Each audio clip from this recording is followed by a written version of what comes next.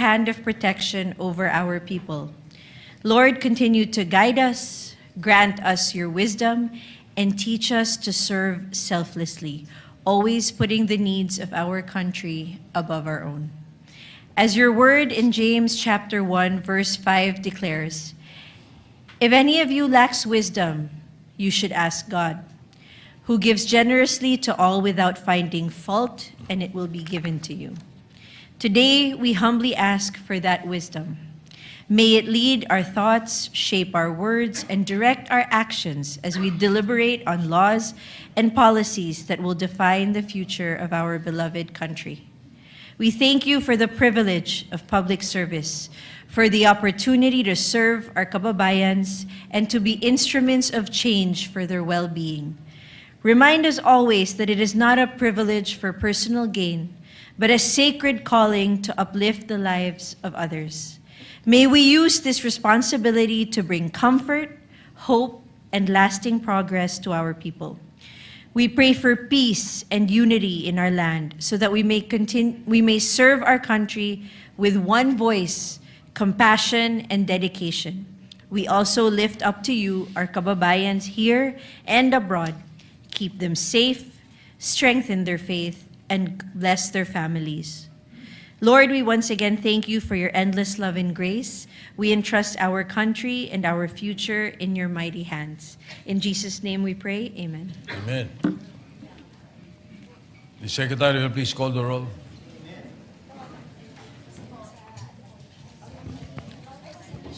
Roll call of members.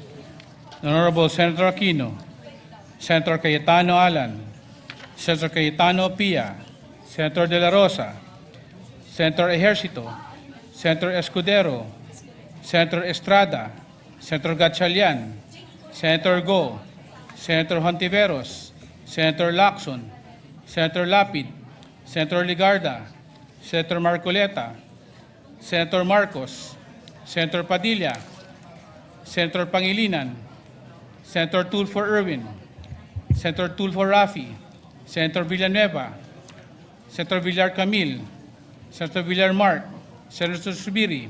The Senate President is present. With 19 senators present, the chair declares the presence of a quorum. Majority Leader. Thank you very much, Mr. President. Before we start the day, I'd just like to greet all our lady senators a happy Valentine's Day, Mr. President. Advance happy Valentine's. And maybe to add to the prayer of Senator Camille Villar, she could have said, Lord, please help Senator Sherwin Gatchalian find a date for Valentine's.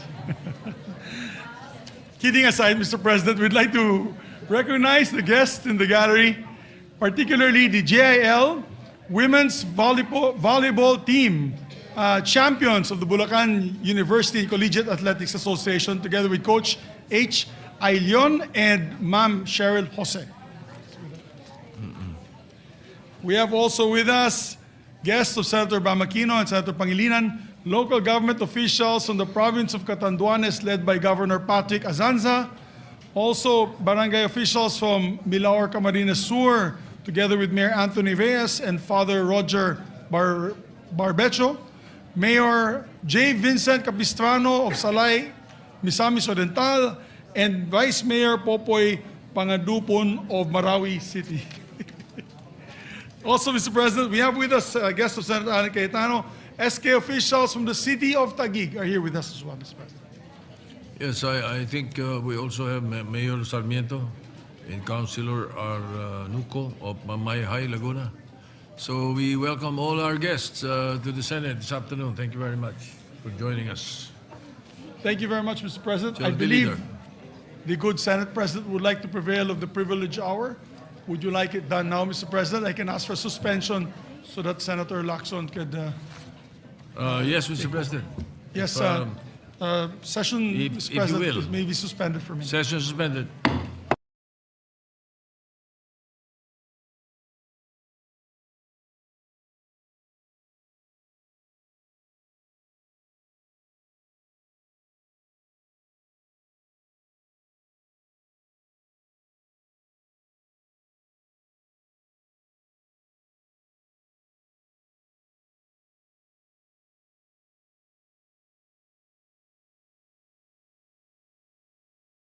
Our distinguished Senate President would like to also recognize an additional guest of Senator Aquino.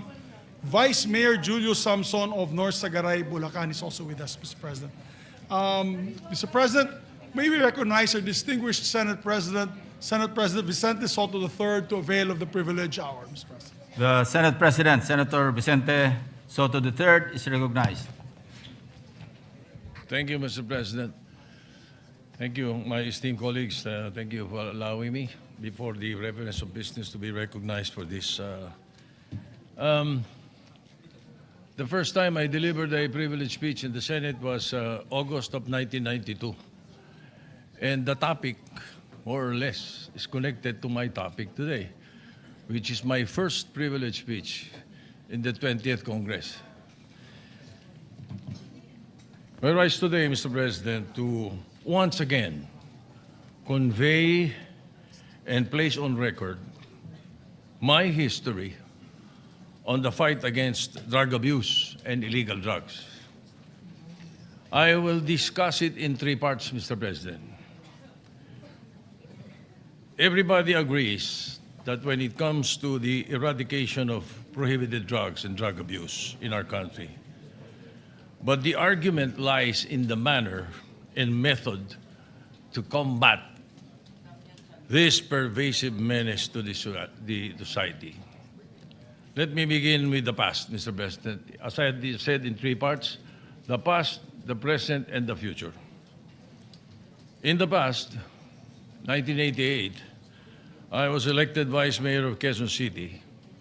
I immediately established the Quezon City Anti-Drug Abuse Advisory Council. The program was recognized for reducing the drug problem in Quezon City from a high level of 54% in the entire Metro Manila down to 9%, significantly lower, in very lower levels that the World Health Organization, the WHO, later recognized it as a model council. This is one of the reasons why I ran for the Senate in 1992, to author laws against illegal drugs and drug abuse. During that time, Mr. President, shabu was a regulated drug, for the information of the Gen Zs and the millennials. In 2002, I principally authored Republic Act 9165, or the Comprehensive Dangerous Drugs Act, which was enacted into law that year. It emphasizes rehabilitation for drug dependents, both voluntary and compulsory, and mandates drug education programs in schools and communities. Now, as a staunch and long-standing advocate against illegal drugs, I always convey that this battle must be holistic. As a matter of fact, it is a war. There must be four major concerns and success in the four major concerns. And what are these? Enforcement, prosecution, prevention, and rehabilitation. Enforcement, kahit ubusin mo, Mr. President, ang lahat ng pusher sa Pilipinas, lipulin mo, ilagay mo sa isang island, bombahin mo yung island. Kumuha ka naman, ipunin mo lahat ng droga sa buong Pilipinas. Cocaine, shabu, marijuana, designer drugs, heroin, lahat na. Pag sama-samahin mo sa isang lugar, sunugin mo lahat. You will not be able to eradicate it. Why? Because there are drug dependents. Hanggang may drug dependent, they will find substances to abuse. May contact cement, may Novain, may cough syrup. Yung napatay na professor sa UP, 17 stab wounds. Cough syrup high. Yung tao nung mahuli namin. And then, prevention. Prevention, Mr. President. unfortunately, is not integrated in the DepEd curriculum. While it should be a drug abuse resistance education program that should be incorporated in this, in the Department of Education. Grade 5, grade 6, grade 7. The then President Erap started it in 1998. With you as the, Mr. President, the presiding officer, Senator Lacson as head of the PAOK TF. But it died a natural death after President Estrada was removed. But then, it is a very important component. Prevention. And the only way to do that is in grade 5, grade 6, grade 7, drug abuse resistance education program. They will already know by that time, before they reach first year high school, that illegal drugs will be bad for them. Drug dependency will be bad for their family, for their future, for their health. And then rehabilitation, Mr. President.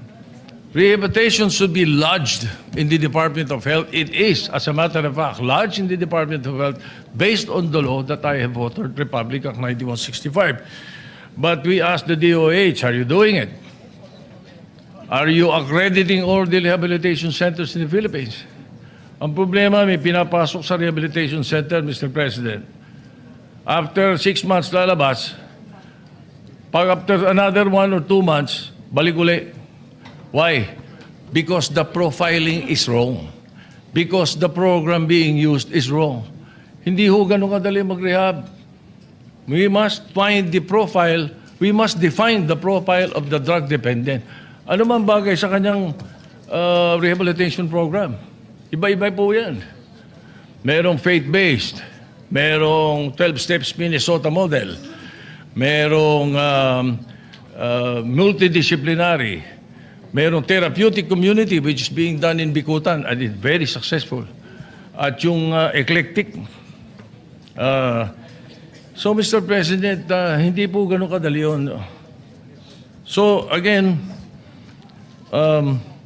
why am I saying all this? Because I want to go into the present. Eto ngayon, pinanggit ko yung prosecution. As I go into the present, I mention now, I've read an article in the Inquirer entitled, "The Drug War Bows to Law," last January 6, 2026. It mentioned that for the period of January to May 2025, there are 284 drug-related acquittals from the Court of Appeals. January, February, March, April, May. 5 buwan lang, Mr. President. 284 drug-related acquittals from the Court of Appeals. This exceeded the whole 2018 acquittal from the Supreme Court and the Court of Appeals, which recorded 257 drug-related acquittals. In 2019, the Appellate Court recorded 944 acquittals. As mentioned in the article, this reveals a system inundated with cases, poorly built, that findings of guilt cannot stand. Appellate justices point to repeated violations of the chain of custody rule under Republic Act 9165. We somehow amended already Section 21 a few years ago because also in the law we incorporated there that it should be reviewed every 10 years. Now, Mr. President, as indicated in the budget notes of the Supreme Court for fiscal year 2026, the court posted a below-target disposition rate of 27%. Meanwhile, backlogs on pending cases ranging from 3 to 6 years increased to 87.7% for 2024.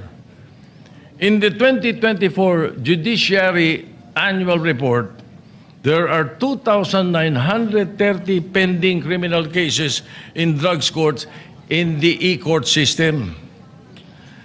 Mr. President, in the data from the Dangerous Drugs Board, which I was a chairman before, from July 2022 to December 2025, there were 169,534 cases filed for dangerous drugs seized with a total value of 100 billion pesos. 4,296 of these cases were dismissed. Upon interview with several court personnel in Manila, Mr. President, they've noticed that the information in cases filed seems to have templates. Parang pare-pareho. And there were instances that there is duplication in evidence used in different cases. So these weak cases may be results of poor coordination between the police and the prosecution. Nakakalungkot, Mr. President, but let me go back again to the past pagdating dito sa issue na to. When I established the Quezon City Anti-Drug Abuse Council, we had these 4 primary concerns which I studied and learned from abroad. The chief city prosecutor then, Pepe Erestain, assigned to me 12 assistant city prosecutors only to prosecute drug cases in Quezon City. And together with that, the head of NARCOM then, one of your batchmates, Mr. President, assigned to me a NARCOM contingent to handle enforcement. Ang problema, Mr. President, after a few months, sunod-sunod ang dismissal. Kaya ako binabalikan yung kwento ngayon eh. Sunod-sunod ng dismissal. Kinausap ko ngayon yung NARCOM at ang chief of police namin noon, si Colonel Rodolfo Garcia. Sabi ko, ano ba nangyayari? Bakit ba? And then I also talked to the prosecutors, the 12 prosecutors, city prosecutors headed by Fiscal Tomas. Sabi sa akin, Mr. Vice Mayor, hindi marunong mag-file ng kaso yung mga pulis mo. Kaya hirap na hirap kami. Dinidismiss. Yun ang sagot. Nung tanungin ko yung mga pulis at yung NARCOM agents, sabi ko, hindi rin kayo marunong mag-file ng kaso. Ang sagot po sa akin, hindi ho, nalalagyan yung mga prosecutor mo. Ba, hindi ko alam kung sino paniniwala sa kanila, Mr. President. But again, I recall all this after I've seen all these dismissals in the different courts. Well, here's the beef, Mr. President. In another inquiry in Parañaque, they say that almost 75 to 85% of drug cases are dismissed because of the non-observance of the dual witness required by law. Ito na, according to enforcers, it's a challenge to have buy-bust or entrapment operations due to lack of availability of prosecutors during the buy-bust, media, or elected officials at the time or of immediately following. Yan ang sinasabi, as required by law. Indeed, yes, we placed that in the law then. It was an amendment proposed by Senator Nene Pimentel, I distinctly recall. In the case of People versus Nisperos, even 30 minutes after the enforcement is no longer considered as immediately following, thus will violate the procedure required by law. So I checked with the other drug laws in our neighboring countries, Mr. President, for 2024 to 2025. Singapore remains a global leader in strict enforcement and with 95% conviction, 95% conviction rate for drug offenders. Among our neighbors, Singapore, Hong Kong, Japan, Thailand, South Korea, Malaysia, India, and Taiwan, We are the only country with a statutory chain of custody rule. Other countries observe it, but as part of proof only and not by law. They have high evidentiary expectations, but there is flexibility on how the chain is proven. Yes, being the authors, baka sabihin nyo, you're to blame. Ba't nilagay nyo yan? Hindi po. Times are to blame. Nakaka-imbento nakakapalusot And that is the reason that Congress should be dynamic. That is the reason that we have to come up with new laws or upgrade or amend our laws, Mr. President. So indeed, it is high time that we, I now go to part 3, the future, Mr. President. It is high time we amend again Section 21 of Republic Act 9165. Instead of mandating that witnesses must be elected officials, representative of DOJ or media in every organization, we can mandate that the two-witness rule be ordinary citizens living in the area or body-worn cameras in lieu of witnesses. There is also a need, Mr. President, to streamline the marking requirements, especially during in flagrante delicto arrests. So, Mr. President, it's about time also for the passage of the creation of the Presidential Drug Enforcement Authority. I believe it is essential at this point in our history in time. This agency will oversee and aid in the proper filing of drug cases, and if possible, to assign lawyers in every precinct to assist in the strict enforcement of the law. Hindi po military unit dapat ang PIDEA. It should be overseeing and monitoring all the drug enforcement units, anti-drug enforcement units.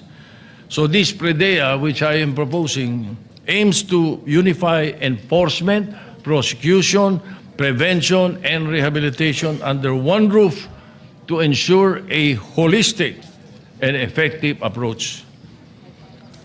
Mr. President, the scale of justice must be balanced.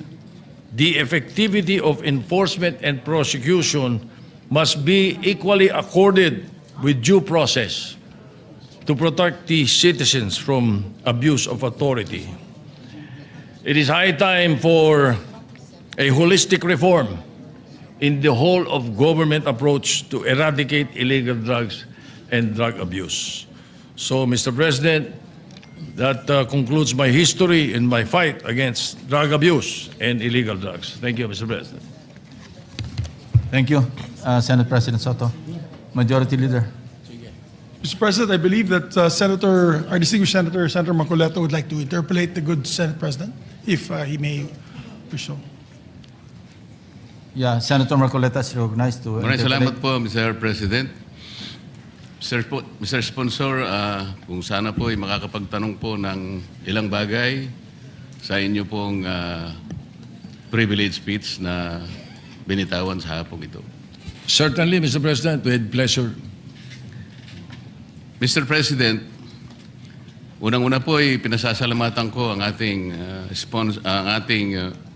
Senate President sa paglalahad niya ng kanyang makulay na kasaysayan kung paano po pinasimulan ang kanyang inisyatibo para makatulong po sa pagsugpo ng droga sa ating bansa. Napaka-importante po talaga na ito po ay diretsahang mabaka po ng ating pamahalaan para sa ganun ito po ay mapuksa sa lalong madaling panahon.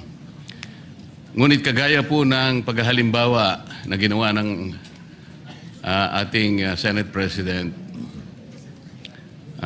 para pong maski po siya'y nalulungkot sapagkat nung siya po ay nagsimula niyan, siya po ay Vice Mayor po ng Quezon City. Pwede po bang maitanong, Mr. President, kung anong taon po yun? 1988, Your Honor, Ngayon January 1988 were the elections. I was sworn in as vice mayor, if I recall it right, February 2 of 1988. Ngayon po, Mr. President, tayo po ay 2026 na at kayo po ay Senate President na po. Mga ilang taon po yung pagitan mula nung kayo'y maging Vice Mayor at ngayon po ay isa ng Pangulo ng ating Senado. 37 years, if my mathematics is still working, Mr. President. So, Ginoong Pangulo, sa halos 40 taong pakikipagbaka natin sa droga, na ngayon ay nalaman nating isa pa lang ating gagalang-galang na Senate President ang nagpasimula nito. Ngunit sa kanya pong paglalahad ay may halo pong kalungkutan dahil sa kanya pong paglalarawan kanina, kahit na po hulihin natin lahat ang mga puser at ang mga gumagamit nito, at kahit sakasakali na meron po tayong magagawang kaparaanan na sila ay ilagay lahat sa isang isla. At meron po tayong karapatan at kakayahan na pasabugin ang isla na yon. Siguro po iniisip po ng ating Pangulo, Mr. President, na sa kanya pong frustration talagang, kung minsan nga po, mahalos maiisip nyo na po yun eh. Dahil siguro sa kagustuhan niyang mapuksa ka agad, bobombahin na lang niya. Pag halimbawa po natin, Mr. President, nakahanap siya ng isang napakabagsik na bomba. Talaga pong walang natirang isa mang kaluluwa. Namatay po lahat, Mr. President. Pero sabi niya, hindi pa rin po sapat yun eh. Hanggat meron tayong lilitaw ng mga kababayan, sabi po niya, na dependent sa droga, mananatili pong magkakaroon tayo ng problema. Tama po ba yung aking pagkakarinig, Mr. President? Tama po yun, bagamat pagdating po doon sa issue ng human rights, yung akin po ay theoretical lang, na kapag kahit ubusin mo lahat ng puser sa Pilipinas, in a way, kung ika ngay may mong pasabugin sa isang lugar at mawala sila lahat, theoretical lang naman yun. Alam ko po yun. Ika nga ganun pa rin, magkakaroon pa rin ng hahanap pa rin po sila kung meron kang drug dependent. Kaya nga ho, ang totoo po niyan, kapag nasawata natin ang drug dependency, ang bigat nga, mas mabigat sa akin yung prevention and rehabilitation kaysa sa enforcement and prosecution kung tutuusin. Sapagkat kapag napigil mo lahat ang drug dependent sa Pilipinas, yung mga bagong 13 years old hindi na magdodroga at yung mga dating drug dependent na inahirehab mo, wala nang bibili. Mr. President, I have said this before, the day we stop buying is the day they stop selling. Wala na magbebenta, Mr. President, dahil walang bibili. Like, for example, in this case, dito sa ating ngayon, maglagay ka na isang tambak na cocaine dyan. Kung walang drug dependent dito, walang hihipo nun. Basura yun, Mr. President. That is what I mean. Thank you. Salamat po sa inyong pagpapaliwanag. Yun din po ang pagkakaintindi ko, Mr. President. Kahit na theoretically magagawa po natin yun, ay talaga po palang mahihirapan din tayo. Ito po paglararawan na lang na kaya nating gawin. Na kunwari, totoong lahat na nagawa po natin yun. Mananatili pong maharap po tayo sa problema dahil may babangon po pang mga iba pang mga drug dependents na ang pinagmumulan po nito ay marami pong mga problema sa buhay. Iba't iba pong kalagayan sa buhay. Halimbawa po, Mr. President, sa napakahirap pong kalagayan ng napakarami nating mamamayan ngayon, yung kanilang pong pagkain lang, Mr. President. Ngayon po, halos na doble na po ang presyo ng mga bilihin ngayon. Isama po nyo yung gamot, yung lahat po ng pangangailangan para mabuhay ka lang ng disente. Kaya kung minsan po nagagawa na ng mga tao para malimutan lang ang problema na kanilang kinakaharap sa araw-araw. Lalo pa nga, isama mo po ang kanilang mga anak. Kaya po sila nakakahanap ng paraan para malimutan siguro yung problema. So, kung hindi po natin maayos ang problema nating pang-ekonomiko, socio-economic problems, yun po talaga ang kausa. Yan po yung pinagmumulan ng problema kung bakit lumalala at lalong nagiging mahirap para bakahin natin ang problema ng droga. Sa makatwid, Mr. President, hindi lamang po yung actual na paghuli sa mga gumagamit ng droga, i-reinforce natin ang mga batas, i-prosecute natin, i-rehabilitate. Kinakailangan po nating puntahan yung pinagmumulan muna ng problema kung bakit nagkakaroon ng mga taong sapilitang gumagamit ng droga. Sa makatwid, lalong mas malaki po yung problema ang kinakaharap natin.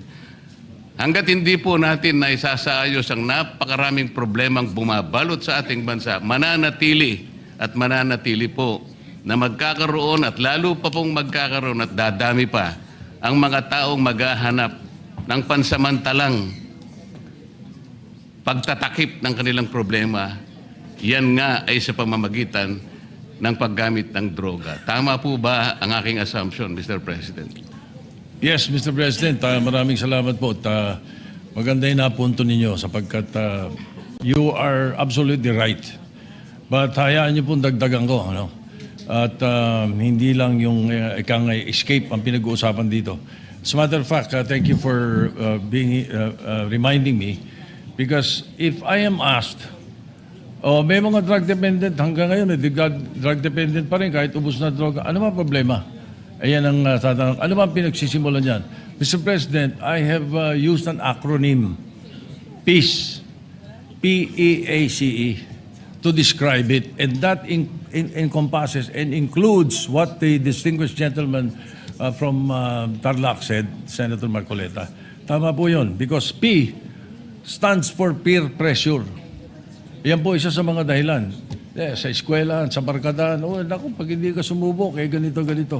Isa po yun. Yung E sa peace stands for escape. Yun mismo yung sinasabi ninyo. At yun ang isa sa mga dahilan. Parang escape po yan. Akala nila, makakatakas sila sa problema nila, makakatakas sila sa kahirapan nila, sa pamamagitan nito. Mali po. Lalong nadodoble ang problema nila. Yung A naman sa peace stands for availability. Napakalaki hong negosyo nito.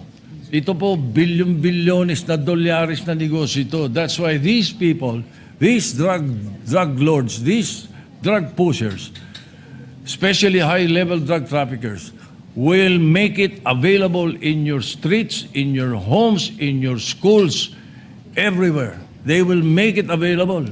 At kukumbinsin kayo na sububok at malulong dito sapagkat negosyo po ito. It's a $1 trillion industry in the world. Yun naman pong C sa peace is curiosity. At yun ang pwede nating iwasan doon sa sinasabi kong prevention sa Drug Abuse Resistance Education Program ng mga kabataan. Curiosity po ang simula nung iba. At yun namang E sa peace is emptiness. Kapag walang pagmamahal, pag walang Panginoon sa puso mo, Panginoon, pag walang ang Diyos sa puso mo, yun na tinatawag nga na emptiness, malamang malulung ka sa ipinagbabawal na gamot. Yun po ang isa sa mga binabanggit ko lagi. Kaya po, salamat at nabanggit nyo yung mga dahilan na yan. At yan hindi madaling harapin, hindi madaling solusyonan. As a matter of fact, it has to be an ongoing fight.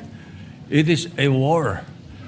And I always say, Mr. President, in this war, the best fighting unit against illegal drugs is the family.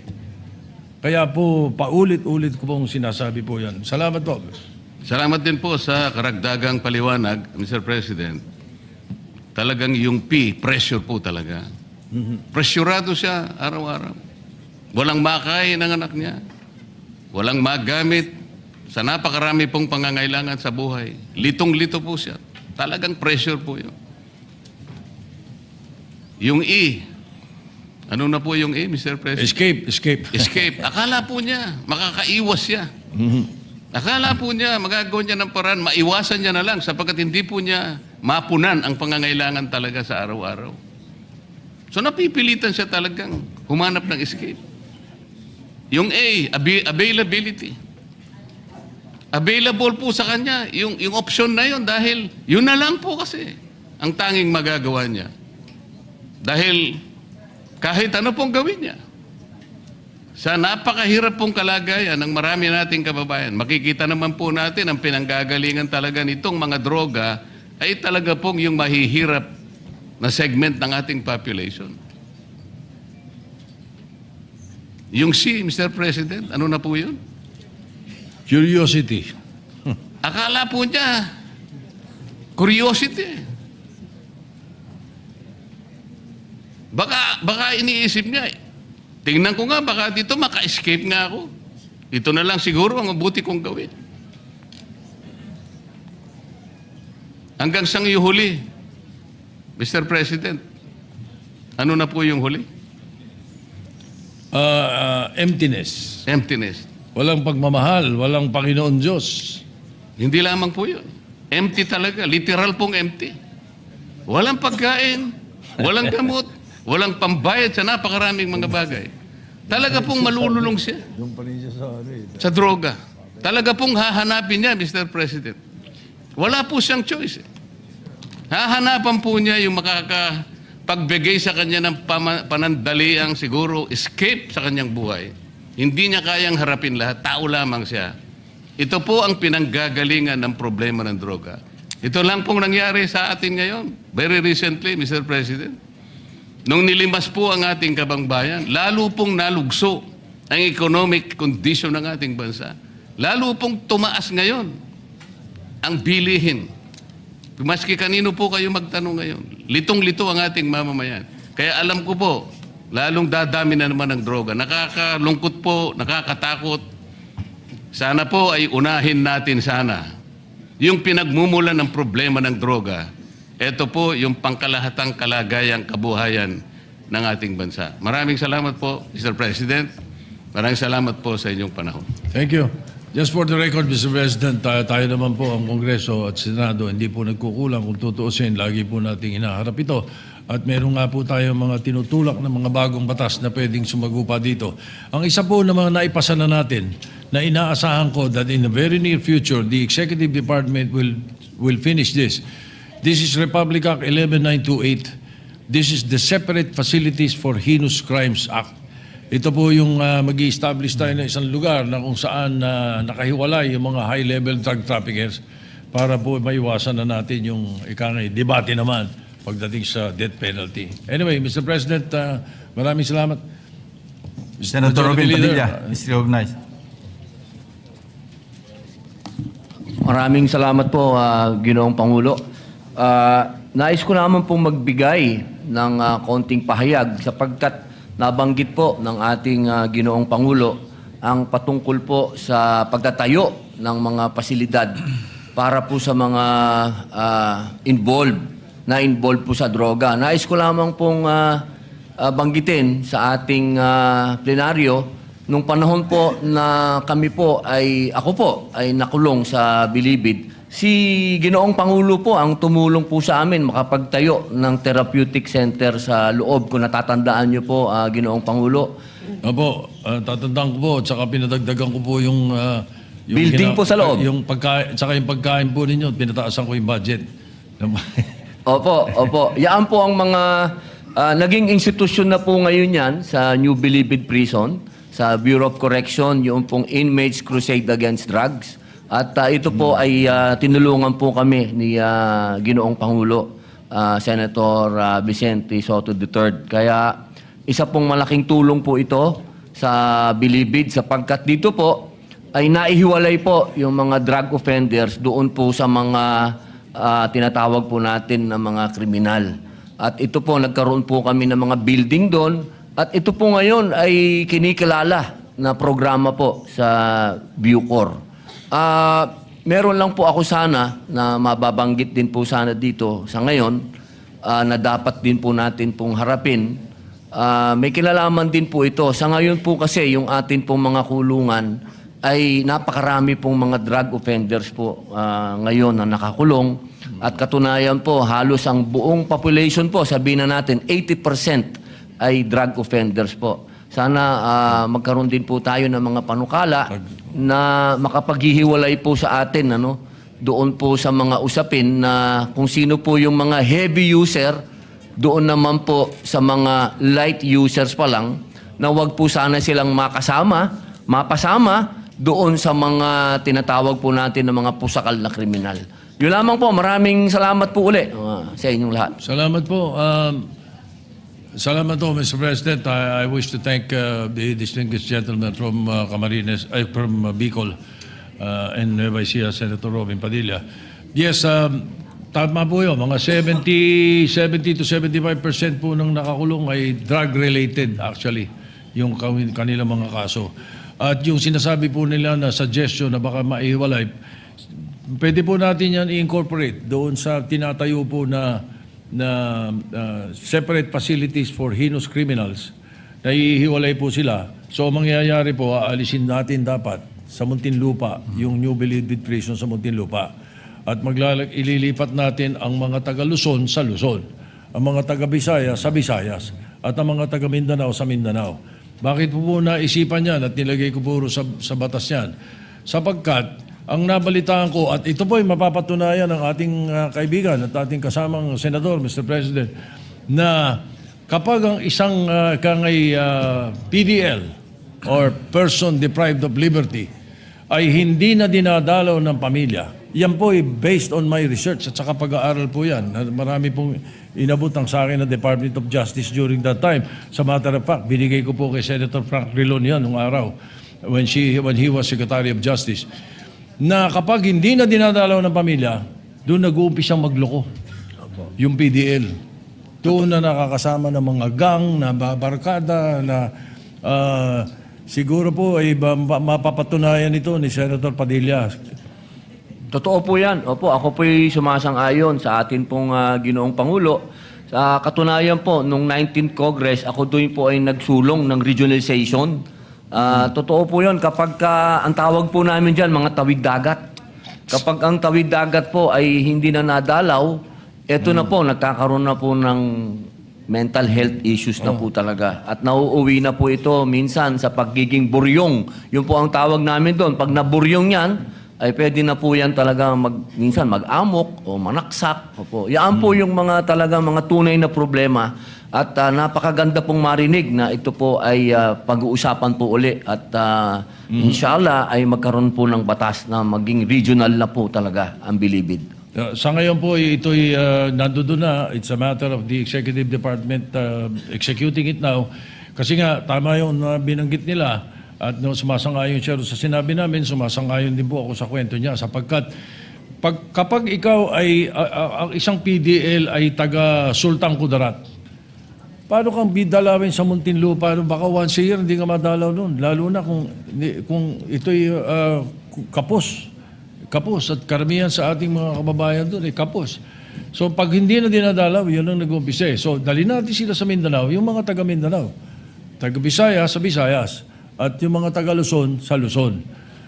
Ang mangyayari po niyan, at sineperate po natin yung mga loko, yung mga heinous criminals, sineperate natin yan. Yung Muntinlupa po, 324 hectares, tama ba? 324 hectares po yun. Ang laki pong ginhawa sa gobyerno to. Kung ito'y gagawin na lang natin, imbis na NBP, gagawin natin itong yung university belt. University belt. Marami pong magtatayo ng mga eskwela at university ron. At magiging growth corridor po yan papunta sa south ng Luzon at ng Metro Manila.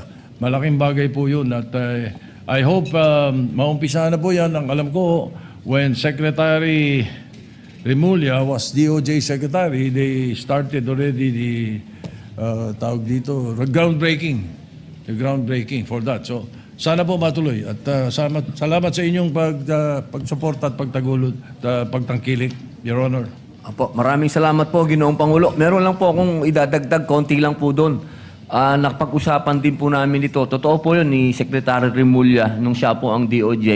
Ni-request ko lang po sa kanya na sana i-maintain lang yung maximum prison na parang Alcatraz po, na wag namang gibain kasi very historical po yung maximum prison, na kung ito po ay matutuloy, magkakaroon po ng paglilipat, sana lang po i-maintain lang yon sapagkat napaka-historical po nung main building po ng Bilibid. Maraming Museum. salamat po, Ginoong Pangulo. Pwede pong maging museum. Maliit na party lang naman po yan, so pwede po yung suggestion niya. Thank you. And again, 11928 was co-authored by Senator Mig Subiri, Mr. President, just for the record. Senator Joel Villanueva is recognized. Mr. President, just very short, Mr. President, manifestation, and if I may just raise one question to our dear Senate President. First of all, at the onset, may I just put into the records of this August Chamber my sincerest thanks and gratitude and support to the privileged speech given by our Senate President. Just one thing that I'd like to raise that touched my heart is when the Senate President made mention not only about all this, the pressure, peer pressure, escape, availability, curiosity, and the last one was mentioned, yung emptiness, Mr. President. And emptiness stems from the fact that a person has no course or hope anymore to live and fight another day. And that's why dun po sila pumupunta. And binanggit po ng ating Ginoong Pangulo na napakahalaga ng pananampalataya, napakahalaga ng relationship sa Diyos, napakahalaga ng mayroon kang pinupuntahan at nakakausap through prayers, Mr. President.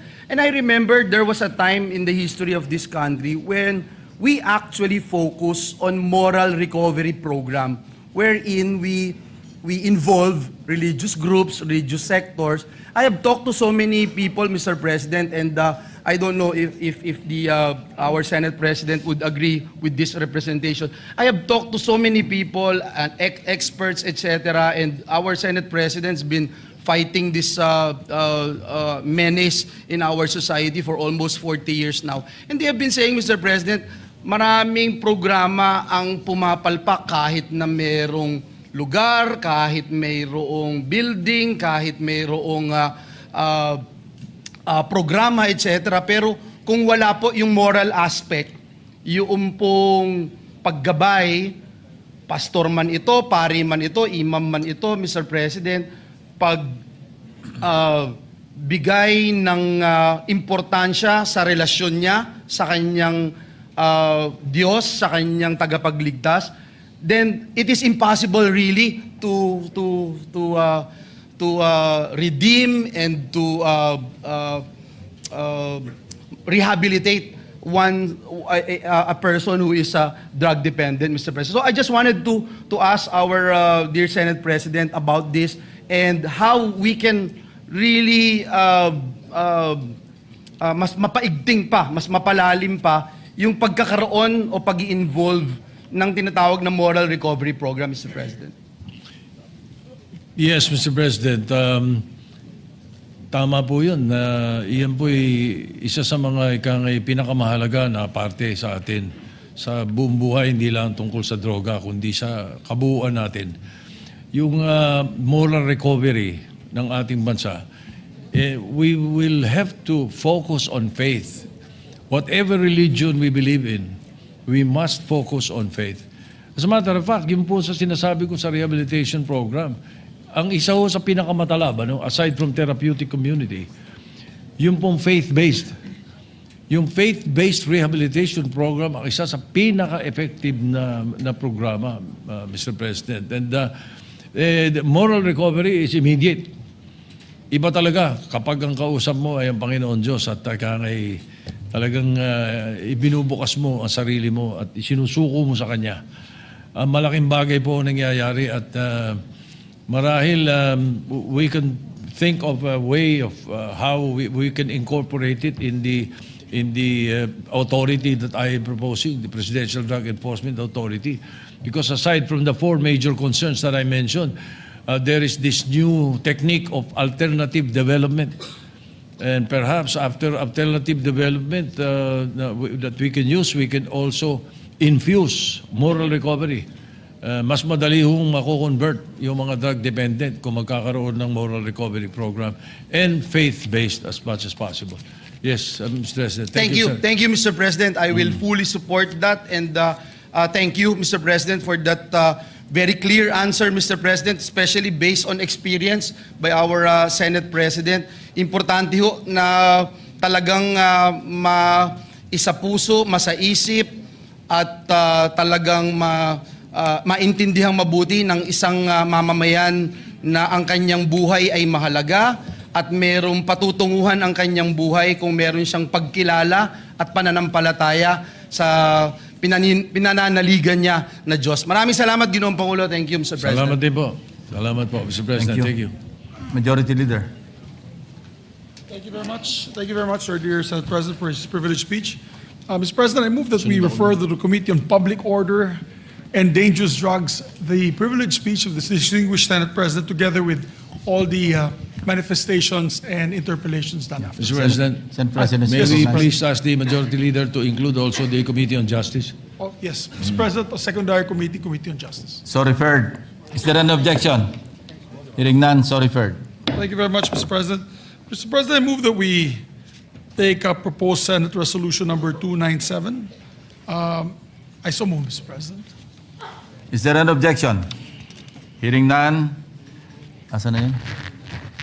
297, Mr. President. Resolution 297. Senate Resolution 1794. Or maybe before that, Mr. President, I move to withdraw that motion and proceed with the reference of business, Mr. President, so that we can put that clearly on the record. Mr. President, I move for the reference of business and withdraw the previous motion. Reference muna. Doon ako nakatingin eh.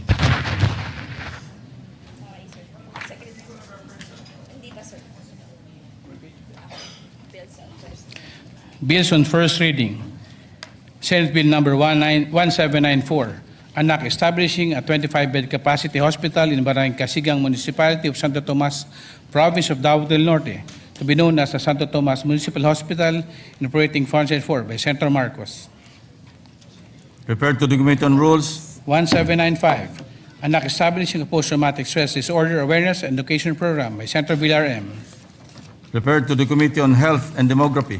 1796, anak establishing the Philippine National Public Park System and operating funds therefore by Senator Villar M. Referred to the Committees on Urban Planning, Housing and Resettlement, Tourism, Ways and Means, and Finance.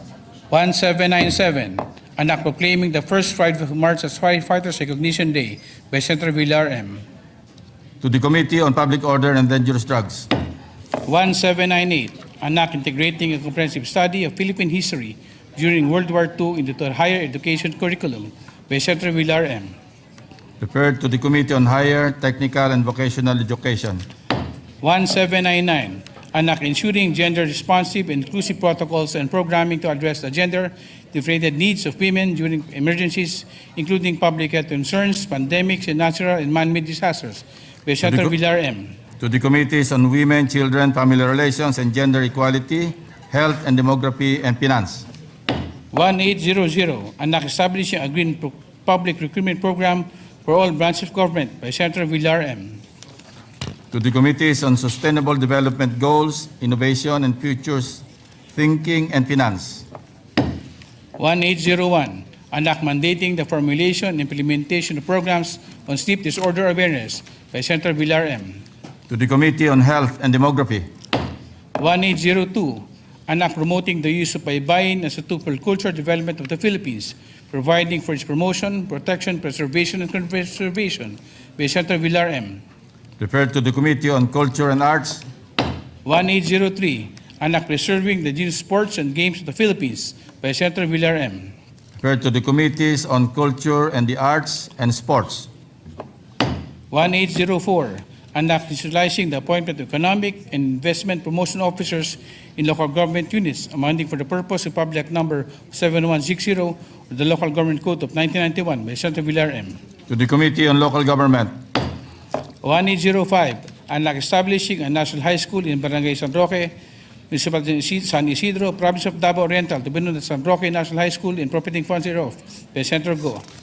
to the Committee on Rules, 1806, enabling banks to expand service delivery channels through cash agents and providing guidelines therefore by Senator Marcos. to the Committee on Banks, Financial Institutions, and Currencies, 1807, an act further promoting renewable energy, amending therefore Republic Act Number 9513, otherwise known as the Renewable Energy Act of 2008, Republic Act Number 7160, otherwise known as the Local Government Code 1991, and for other purposes by Senator Marcos. to the Committees on Energy, Local Government, and Ways and Means, 1808, an act amending Republic Act Number 11697, otherwise known as the Electric Vehicle Industry Development Act, and for other purposes by Senator Marcos. to the Committees on Energy, Trade, Commerce, and Entrepreneurship, and Ways and Means, 1809, an act providing for the creation, organization, and operation of digital banks, amending for this purpose Republic Act Number 8791, otherwise known as General Banking Law of 2000. to the Committee on Banks, Senator Marcos. Financial Institutions, and Currencies, Additional reference. Additional reference of business. Present first reading. 1810, an act strengthening the Commission on Elections by increasing the manpower complement in field offices, providing office spaces separate, independent from local government units, and appropriating funds for amending for the purpose Batas Pampasa bilang 881, otherwise known as the Omnibus Election Code of the Philippines, as amended by Senator Aquino. to the Committees on Electoral Reforms and People's Participation, Civil Service, Government Organization, and Professional Regulation, and Finance, 1811, an act converting the extension campus of the Cebu Technological University in the municipality of San Remillo, province of Cebu, into a regular campus and appropriating funds therefor by Senator Aquino. Committee on Rules, 1812, an act converting the extension campus of the Technological University in the municipality of Tabuelan, province of Cebu, into a regular campus and appropriating funds therefor by Senator Aquino.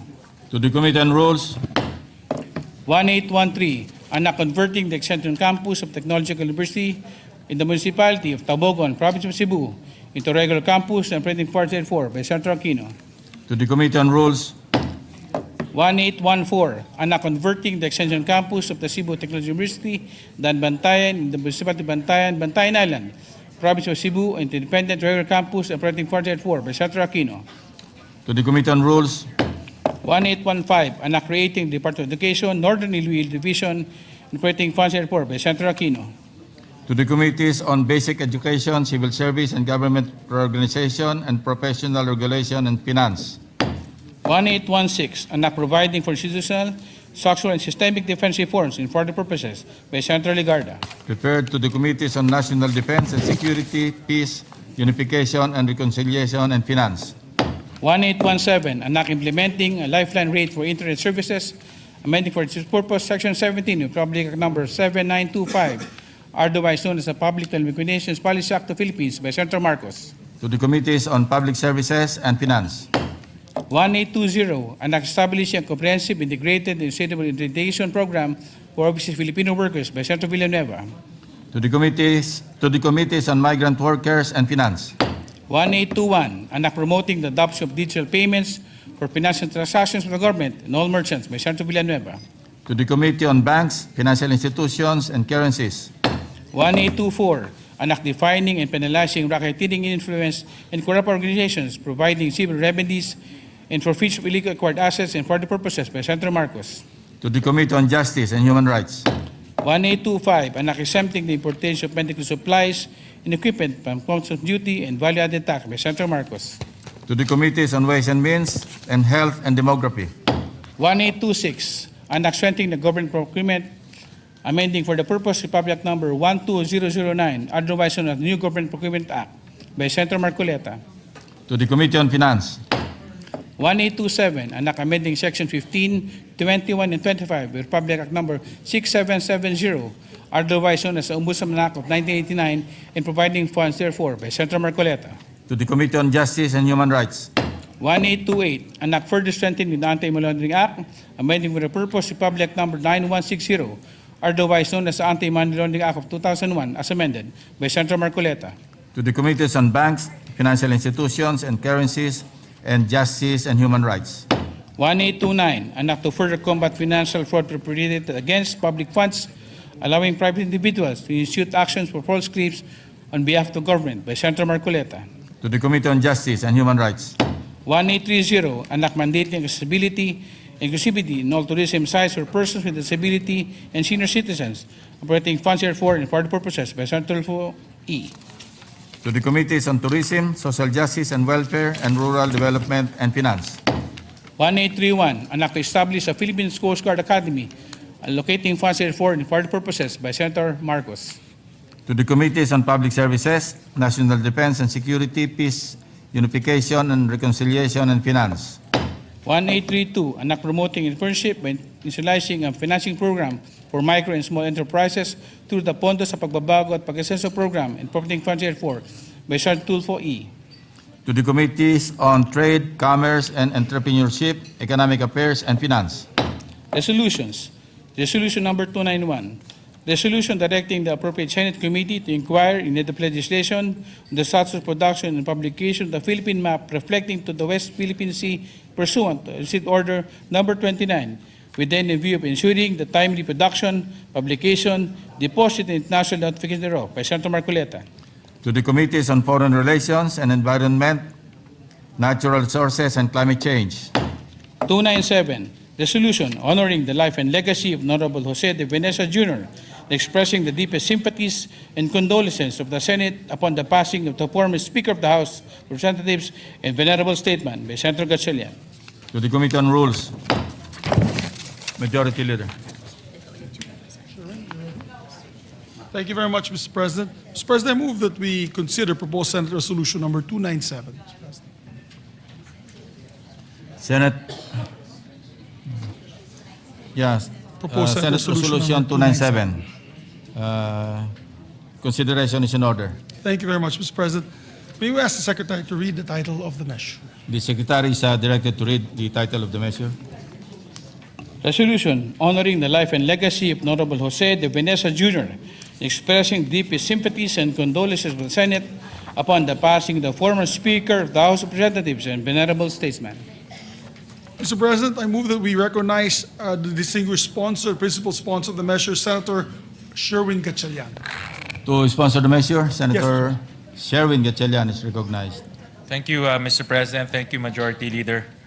Mr. President, distinguished colleagues, today we mourn the passing of a titan of Philippine politics, the longest-serving Speaker of the House of Representatives in the post-war era, Jose de Venecia Jr. It is my privilege to sponsor a resolution honoring the life of this great man and expressing the deepest condolences of the Senate on the occasion of his passing. When I entered politics in 2001 as the representative of the 1st District of Valenzuela City, JDV was my first speaker. In many ways, he was a pivotal part of my formative years in public service. He was a leader, a voice of reason, and a figure of stability and continuity that was synonymous with our democratic institutions.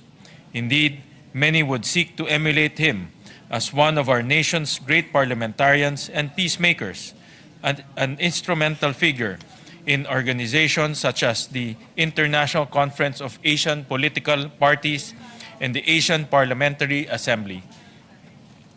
One of JDV's greatest gifts was the capacity to bring people together from different political camps and backgrounds to work for the common good. He was the architect of the Rainbow Coalition and the Sunshine Coalition, which were critical to ensuring the stability of government during turbulent times. During the term of President Fidel Ramos, JDV constantly held vital continuing dialogues with the leadership of the Moro National Liberation Front, or MNLF. The efforts of the Peace Panel culminated in the 1996 peace agreement between the government and the MNLF. This is just one example of the flair for diplomacy and consensus building that made JDV a worthy champion for peace and progress. Ultimately, JDV's legacy is one of quiet service, of reliability, of building bridges between diverse peoples. It is a legacy that brought a sense of calm and stability to government, opening the door for lasting change, reform, and progress to make its way from the halls of Congress to the households of our countrymen. It is a legacy that influences my work in public service to this day. In closing, I would like to express my deepest condolences to Congresswoman Gina De Venecia and to the rest of the De Venecia family. You will always be in our prayers, and we thank you for the privilege of knowing Speaker JDV. We will always strive to honor this example. I know that his life will inspire future generations of civil servants to follow in his footsteps and work tirelessly for a more peaceful, harmonious nation. Thank you, Mr. President. Thank you, Senator Gatchalian. Majority Leader. Thank you very much. Lauren. Thank you very much, Mr. President. Mr. President, I'm next to co-sponsor the measure. May I just use my speech yesterday and my manifestation as the co-sponsorship of this particular resolution, Mr. President? For the Is record. there no objection? Hearing none, motion is approved. Thank you very much, Mr. President. Mr. President, next to give a co-sponsorship speech is no other than our distinguished colleague, Senator Lauren Legarda. Senator Lauren Legarda is recognized.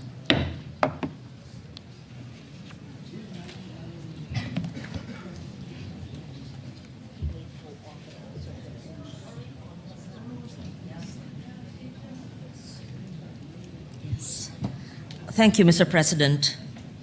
Parang kailan lang tayo ay nagbigay ng pahayag sa Senate resolution, maybe a year ago, when he was here. He was very much alive then. I'm glad we did so. I think it was Senate President Chis Escudero at the time. Yes, so I'm glad that we did that. I rise today, Mr. President, with deep sorrow to honor the life and legacy of former Speaker Jose De Venecia Jr., our beloved Manong Joe. I extend my heartfelt condolences to Congresswoman Gina, Manay Gina to many, and the entire De Venecia family, including our colleague in Congress, former Congressman Christopher Toff De Venecia, who shared with him, with the nation, for so many decades. JDV was a statesman of rare vision.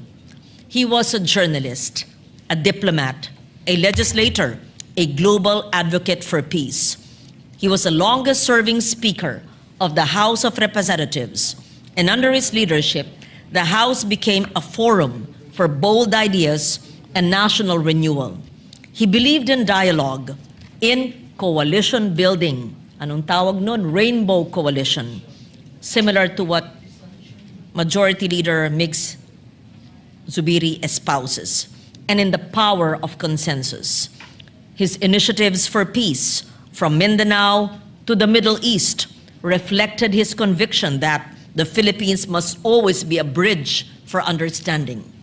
But beyond the titles and the accomplishments, I remember the personal kindness of Manong Joe. In 1997 and early 1998, yan, ang bata pa natin noon. When I first became a senator, still learning to navigate the world of politics, he believed in me. Hindi po ako siguro tatayo bilang senador dito ng pang-apat na termino kung hindi po niya ako pinili kasama ni Manay Gina at kasama si then President Ramos na masama sa kanilang lakas slate. In fact, nagtanggal pa po sila ng mga kabinete nila sa lakas para ma-accommodate po sa 12-man slate ang babaeng batang journalist at the time. He encouraged me to take the risk and quietly stood by me. I would not be here today if he had not given me that trust. What I will remember most are his simple words of encouragement, his genuine guidance, the way he made you feel that your work and your voice mattered. He was not one to impose, rather, he guided with gentle persuasion. I remember during the campaign, he would talk about globalization in 1998, when the crowds were rowdy and clapping, and he would talk about his vision for the Philippines and for the world as early as then, and perhaps the people were uncomfortable with such discourse in a campaign rally. But I recall conversations with him on the plane when we would take the flight together. As a neophyte in politics, he would handpick me to join him in some meetings and in rallies where the other more veteran re-electionist senators could not make it. Kasama ko po nun si Bobby Barbers, kasama ko po nun si Tito Gingona, kasama ko po nun si Rene Cayetano. Kasama ko nun si Nani Perez, kasama ko rin nun, was it Nina Rasul? Yes. No, not Jovi Salonga, Mr. Senator Villanueva. So, I would be reminded that politics is not about power for its own sake, but about service and the responsibility to uplift lives. He believed that leadership was measured not by titles, but by the ability to inspire others to act with courage and conviction. His legacy will live on in the leaders he inspired, the policies he championed, the countless lives touched by his vision of the Philippines that is strong, respected, and at peace. And even beyond his terms as speaker, he would attend global fora and speak about peace, sustainable development, and he enjoyed how, as a young senator, I tried to espouse climate resilience when nobody else quite understood what it meant in 1998. He would call me, Iha, alika, paliwanag mo sa akin ito. Naintindihan ka ba? Ikaw ba ay nagsasalita tungkol dito? And we would talk about it. Whether it would be in Asian and ASEAN forum, or even Middle East meetings, or even in the European Union and in the IPU. Thank you, Manong, for the trust, the guidance, the friendship that I will forever honor. Your example will continue to light our path, and your memory will remain a source of strength for all who believe in the power of service and the promise of our nation. And on a more personal note, Gina, who is a dear Manay, like a sister to me, asked me to say goodbye to Manong Joe in his last hours. I videotaped a short message on my phone and sent it to Manay Gina on the morning when he passed away. Sabi ni Gina, pagkatapos daw nakita yung video ko, Joe, nag-goodbye si Loren. 10 minutes after, he passed away. And Gina, even this morning, told you he loved you so much and believed so much in you. And that to me is really tugs at the heart and is much appreciated. For such a great man, a global Filipino, who was sometimes misunderstood and way ahead of his time in the 80s and the 90s. He also was the first, maybe, OFW who opened the doors for overseas Filipinos as well. There's so much that can be said about a great mind and a great man, and often quite misunderstood. Pero tuwan-tuwa po ako nung pinag-uusapan niya ang mga issues na bumabagabag sa mundo ngayon way back in the 1998 campaign. Rest in peace, Manong Joe. We love you. Thank you, Senator Ligarda. Majority Leader. Thank you very much, Mr. President. Before I recognize your distinguished colleague, Senator Joel Villanueva, I take assurance that he's now with his daughter, Casey de Venecia, who he was very fond of. And when she passed away at a very young age, when their house burned down, he never stopped thinking about her. So I'm happy to take note that at least, hopefully, they're together in heaven, Mr. President, enjoying their life together that they missed out because of the early death of his daughter. Mr. President, I'd like to recognize our distinguished colleague, no other than Senator Joel Villanueva, to also co-sponsor the measure. Senator Villanueva is recognized. Thank you, Mr. President. Thank you, our dear Majority Leader. Mr. President, dear colleagues, we join all the members of this august chamber in celebrating the life and legacy of the esteemed Jose de Venecia Jr., former Speaker of the House of Representatives, a pillar of Philippine lawmaking and a statesman whose imprint on our republic will endure for generations.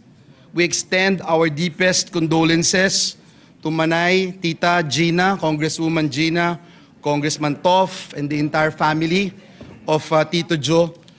Let me first pay tribute to the great JDV for his many accomplishments. He served as House Speaker from 1992 to 1998, and again 2001 to 2008. The very first, Mr. President, to hold the speakership 5 times in separate terms. Among the landmark measures he authored are the Build, Operate, Transfer Law, widely known as the JDV Law, the Basis Conversion and Development Act, the New Central Bank Act, the Low-Cost Housing Law, the Migrant Workers and Overseas Filipino Act of 1995.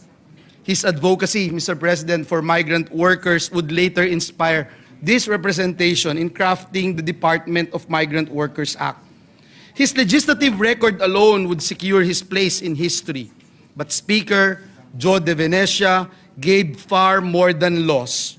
He gave leadership. Hence, I rise today, Mr. President, not only as a former member of the House of Reps, but as a grateful colleague who had the honor of working alongside him during his speakership from 2001 to 2008, a defining chapter in the life of our legislature and our country. Those years were not easy. Our nation faced political transition, economic uncertainty, and profound questions about governance. At Ginoong Pangulo, sa gitna po ng mga hamong ito, si Speaker Joe de Venecia stood as a steady and principled leader. Ipinakita po niya sa atin na ang tunay na pamumuno ay hindi po nasusukat sa kapangyarihan. Kung hindi po sa kakayahan niyang makinig, umunawa, at magbuklod. As Speaker, he understood that authority in a democracy is built not on command, but on consensus. He listened carefully, respected dissent, and believed deeply in the power of dialogue. Sa mahahabang caucus at mainit na mga debate sa plenaryo, tinitiyak ni JDB na mayroon pong puwang ang bawat tinig at pananaw. He was not merely fluent in the rules of the House, but deeply committed to their spirit. Under his leadership, the chamber remained a true home of free debate and democratic process, an institution he strengthened and protected. Halos isang dekada rin po kaming nagkasama ni Speaker JDB sa mababang kapulungan. At kung matatandaan niyo po, ang grupo ng minorya noon ay nakapag-produce ng 9 na senador dito sa Senado. Nandiyan po sila Senators Alan Cayetano, Senator Chis Escudero, Senator Amy Marcos, Senator Risa Ontiveros, Senator TG Gingona, Senator Noynoy Aquino, Senator Cynthia Villar, Senator Sani Angara. Nasa minorya man po kami noon, Ginoong Pangulo, marami kaming natutunan kay Speaker JDV. Mula po sa malalaking usaping pambansa hanggang sa maliliit na bagay. Hindi lang po kami sa minorya ang nakarating dito sa Senado dahil na rin sa kanyang impluensya. Narito po ang ating Majority Leader, Senator Mig Subiri, Senator JV Ejercito, Senators Camille and Mark Villar, Senator Sherwin Gatchalian. Marami pong pinamana si Speaker JDV doon po sa Kamara de Representantes. Naalala ko, Ginoong Pangulo, noong tumakbo po siyang Pangulo against President Erap, nung natalo po siya bilang Pangulo, nakakagulat kasi yung bahay niya dito po sa Makati, araw-araw punong-puno ng tao. May catering, may tanghalian, may hapunan. Pero nung natapos yung eleksyon, I remember going there with my dad. Tatatlo lang po kami, Ginoong Pangulo. Minsan sumasama po si Manay Gina, nagba-Bible study po kami.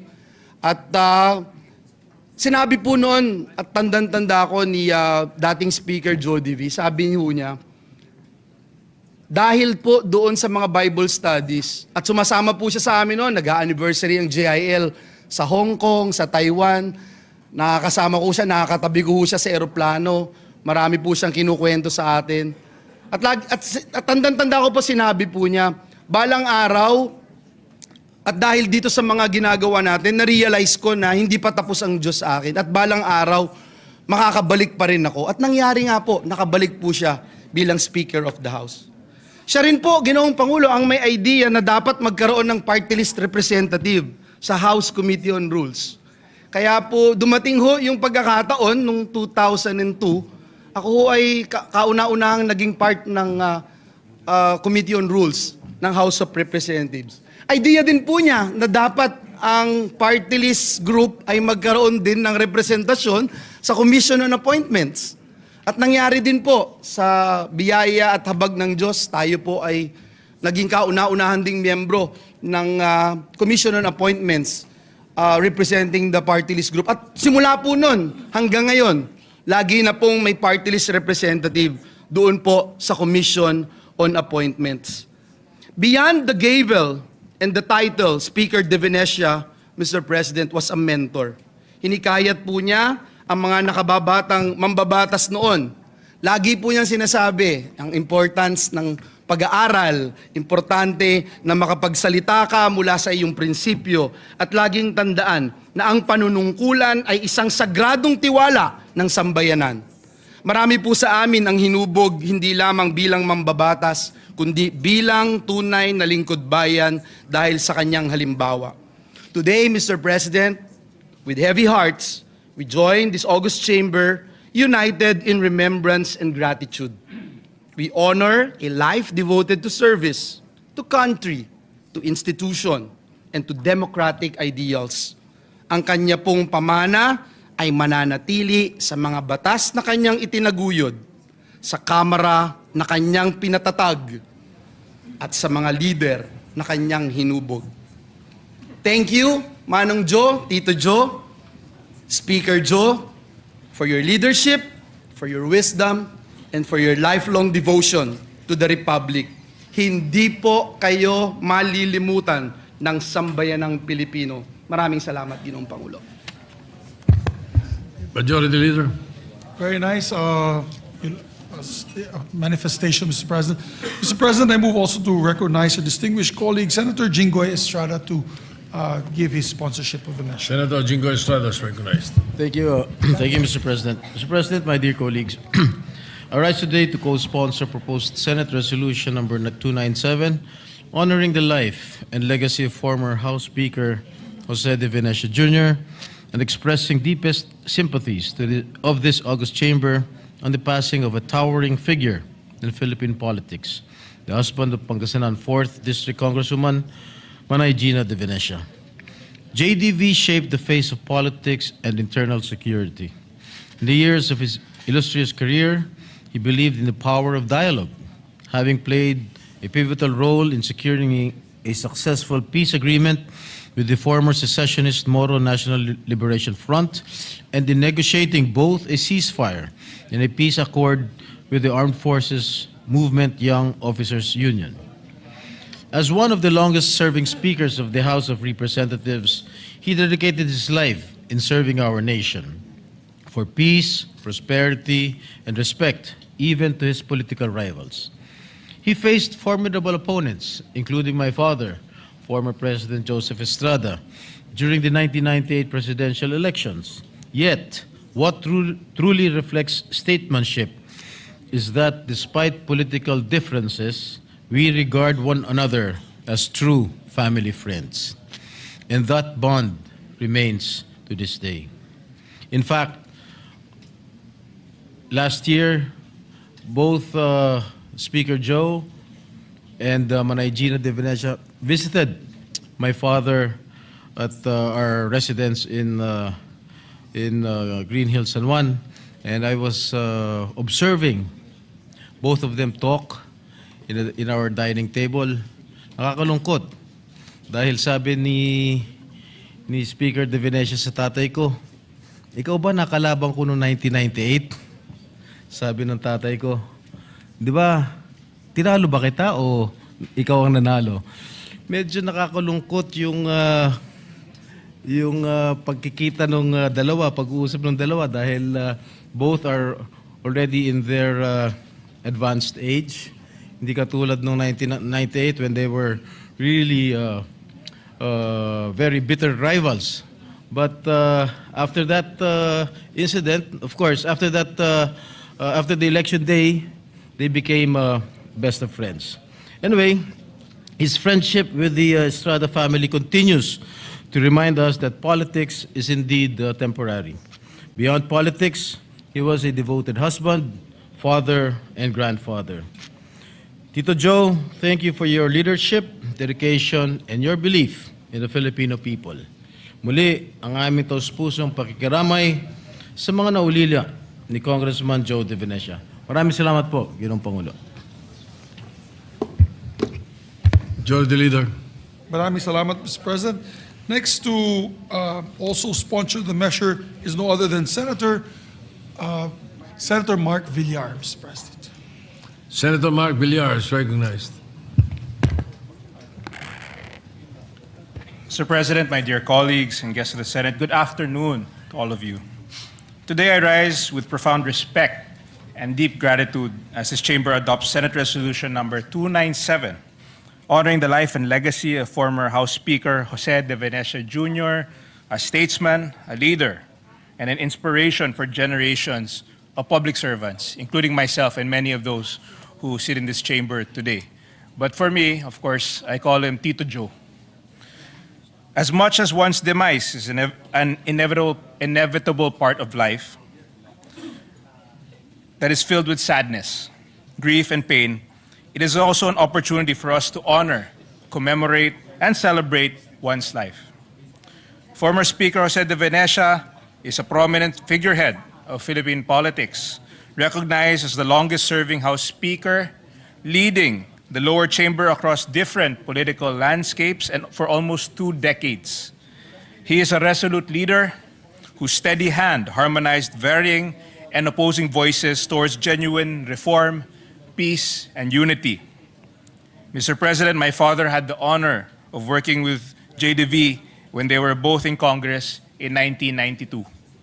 My father recalled fond memories with the Speaker and the commitment he had in pushing for policies and initiatives that truly turned the lives of Filipinos for the better. And personally, marami po akong memories kay Tito Joe. Nung ako po ay estudyante at nag-a-apply po ako, gumawa po siya ng napakagandang recommendation para sa akin. At ako po ay malaking bagay po ito para sa akin dahil natanggap din ako sa college na in-applyin ko. At malaking bagay yung recommendation niya. This was in I was 17 and I believe at the time Senator Camille was 10 years old. So marami na po kaming pinagsamahan ni Tito Joe at malaki pong utang na loob kay Tito Joe. Malaki pong effect niya sa buhay ko. JDV has left a legacy of legislative accomplishments that define the socio-economic and political landscape we know today. He championed multi-sectoral legislation that uplifted the quality of life of many of our constituents. Former Speaker de Venecia was a leader who fought for genuine peace and unity. He was an instrumental figure in various international cooperation initiatives and interfaith dialogues. Tito Joe was also a peace envoy who braved the lines of conflict and fostered discord, and that led to a final peace agreement in 1995, ensuring that all of us Filipinos lived in a country that is united.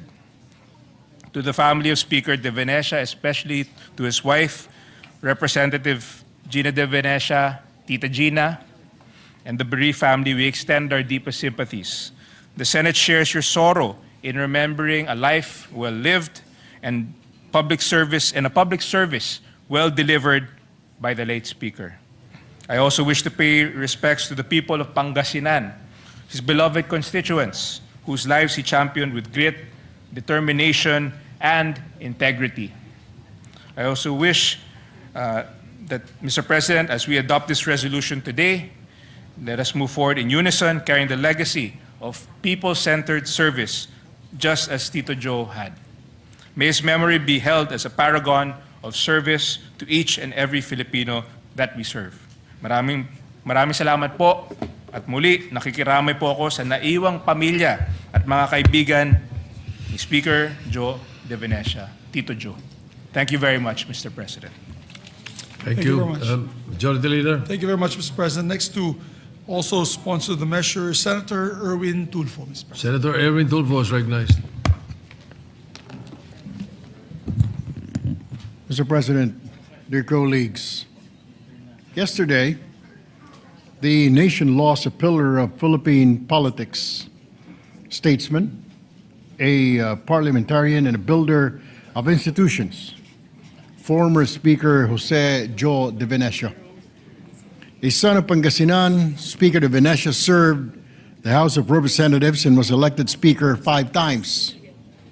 An enduring testament to the trust of his peers, he championed landmark measures that helped shape our modern economy and governance.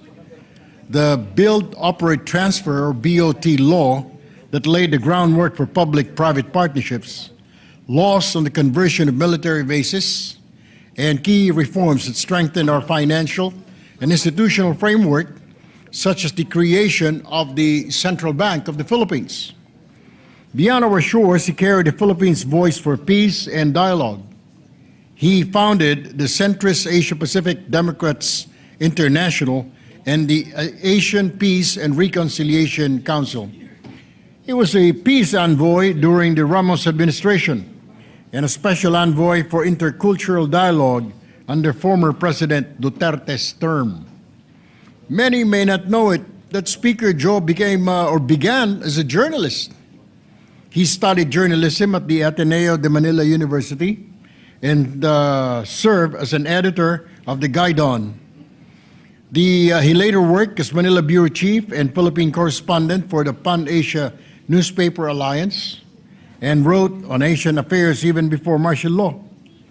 In the late 1960s, he co-founded the Radio Philippines Network, better known as RPN9, one of the pioneers of broadcast journalism in our country.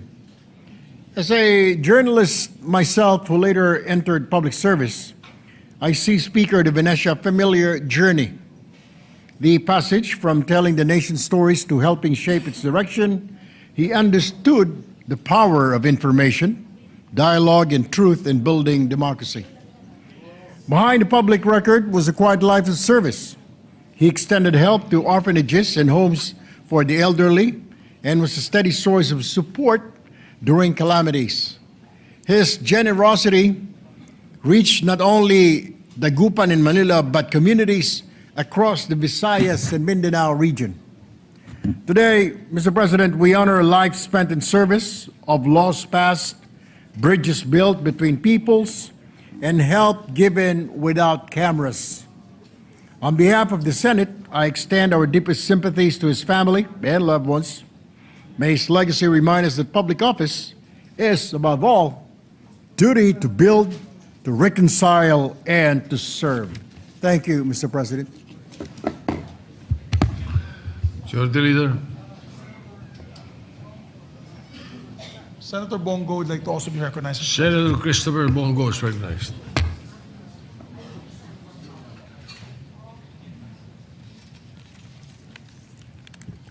Mr. President, esteemed colleagues, I rise with deep respect to co-sponsor the Senate resolution honoring the life and legacy of former House Speaker Jose De Venecia. I extend my heartfelt sympathy and deepest condolences to his family, loved ones, and friends, lalo na po kay Congresswoman Manay Gina De Venecia, sa aking kaibigan na si Congressman Toff De Venecia at sa mga anak nito at buong pamilya ng De Venecia.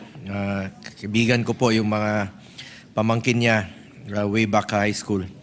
Former Speaker De Venecia devoted decades of his life to public service, leaving an indelible mark on our nation's political and legislative history. He was a statesman whose name has become known for public service, sound leadership, and unwavering dedication to the Filipino people. Wala pa po ako sa politika pero ang naalala ko parati pag speaker ay si Speaker De Venecia ang parati nating naririnig. From his early days in public service to his tenure as Speaker of the House, he consistently championed the interests and welfare of the Filipino people. Under his leadership, the House of Representatives was not merely a legislative body, but a beacon of hope and an avenue for progressive change. He served as a special envoy for intercultural dialogue of the DFA during the administration of former President Rodrigo Duterte. Former House Speaker De Venecia served as the founding chairman of the International Conference of Asian Political Parties. During his career, he became instrumental in securing a peace agreement with the MNLF, Moro National Liberation Front in southern Philippines. Mr. President, former Speaker De Venecia was a tireless peacemaker, and his work resulted to various peace agreements and amnesty programs. Aside from being a 5-term Speaker at the House of Representatives, former Speaker De Venecia has been for years a trailblazer for the Filipino people, Asia, and the world. His contributions extended far beyond the confines of our legislative halls. On the international stage, he was a respected diplomat and a visionary leader who understood the importance of building bridges between nations. Parati niya pong binabanggit noon, nung nagkakausap kami, ay ito pong bilang founding chairman po ng International Conference of Asian Political Parties. As we honor the life and legacy of former Speaker De Venecia, let us always remember and be guided by his legacy, a legacy of hope, perseverance, and an unyielding commitment to the welfare of all Filipinos. Thank you, Mr. President, at paalam po, Speaker Jose De Venecia. Majority Leader. Thank you very much, Mr. President. Mr. President, may you also recognize Senator Risa Ontiveros to sponsor Senator the motion. Risa Ontiveros, recognized. Pwede lang ba? Salamat po, Mr. President. Una po, taus-pusong pakikiramay kina Representative Manay Gina De Venecia at sa ating kapwa Arts and Culture Advocate Toff De Venecia. Kasama na po ang mga panalangin at mahigpit na yakap sa kanilang pamilya. Mr. President, we honor the legacy of former Speaker Jose De Venecia Jr., a visionary who understood that good governance is inseparable from the well-being of our people. Through our shared work in the Philippine Legislators Committee on Population and Development, PLCPD, we champion the future where every Filipino family is empowered through reproductive health rights, gender equality, and the protection of children. Speaker JDV's commitment to institutional reform reminds us that true leadership lies in crafting policies that uplift the most vulnerable and ensure a sustainable, dignified life for all. It was during his term, one of his terms as Speaker, that the Cheaper Medicines Act was shepherded through the House, a piece of legislation that remains one of the most vital shields for our people against the high costs of falling ill. He understood that to truly empower the Filipino, we must first break the monopolies that keep life-saving drugs a luxury. Mr. President, Speaker JDV's Rainbow Coalition was more than just a political maneuver. It was a testament to his belief that unity is the primary engine of progress. whether from the same side of or from across the political aisle, one could not help but admire the sheer force of will he applied to the service of the Filipino people. Mr. President, minsan ko na pong ikunento ito dito sa Senado na nung tumatakbo po ako para sa re-election noong 2022, muli po akong bumisita kina Speaker JDV sa kanilang bahay sa Dagupan. Dahil kahit alam ni Speaker na hindi po ako sumusugal ng pera, bagamat sumusugal sa ibang mga bagay, sabi po niya sa akin noon, Risa, huwag ka nang magkampanya, sigurado ka nang mariri-elect. Sinagot ko sila noon, Speaker, hindi po ako naniniwala dyan. Wala pong sigurado, kaya puspusan po akong nangangampanya.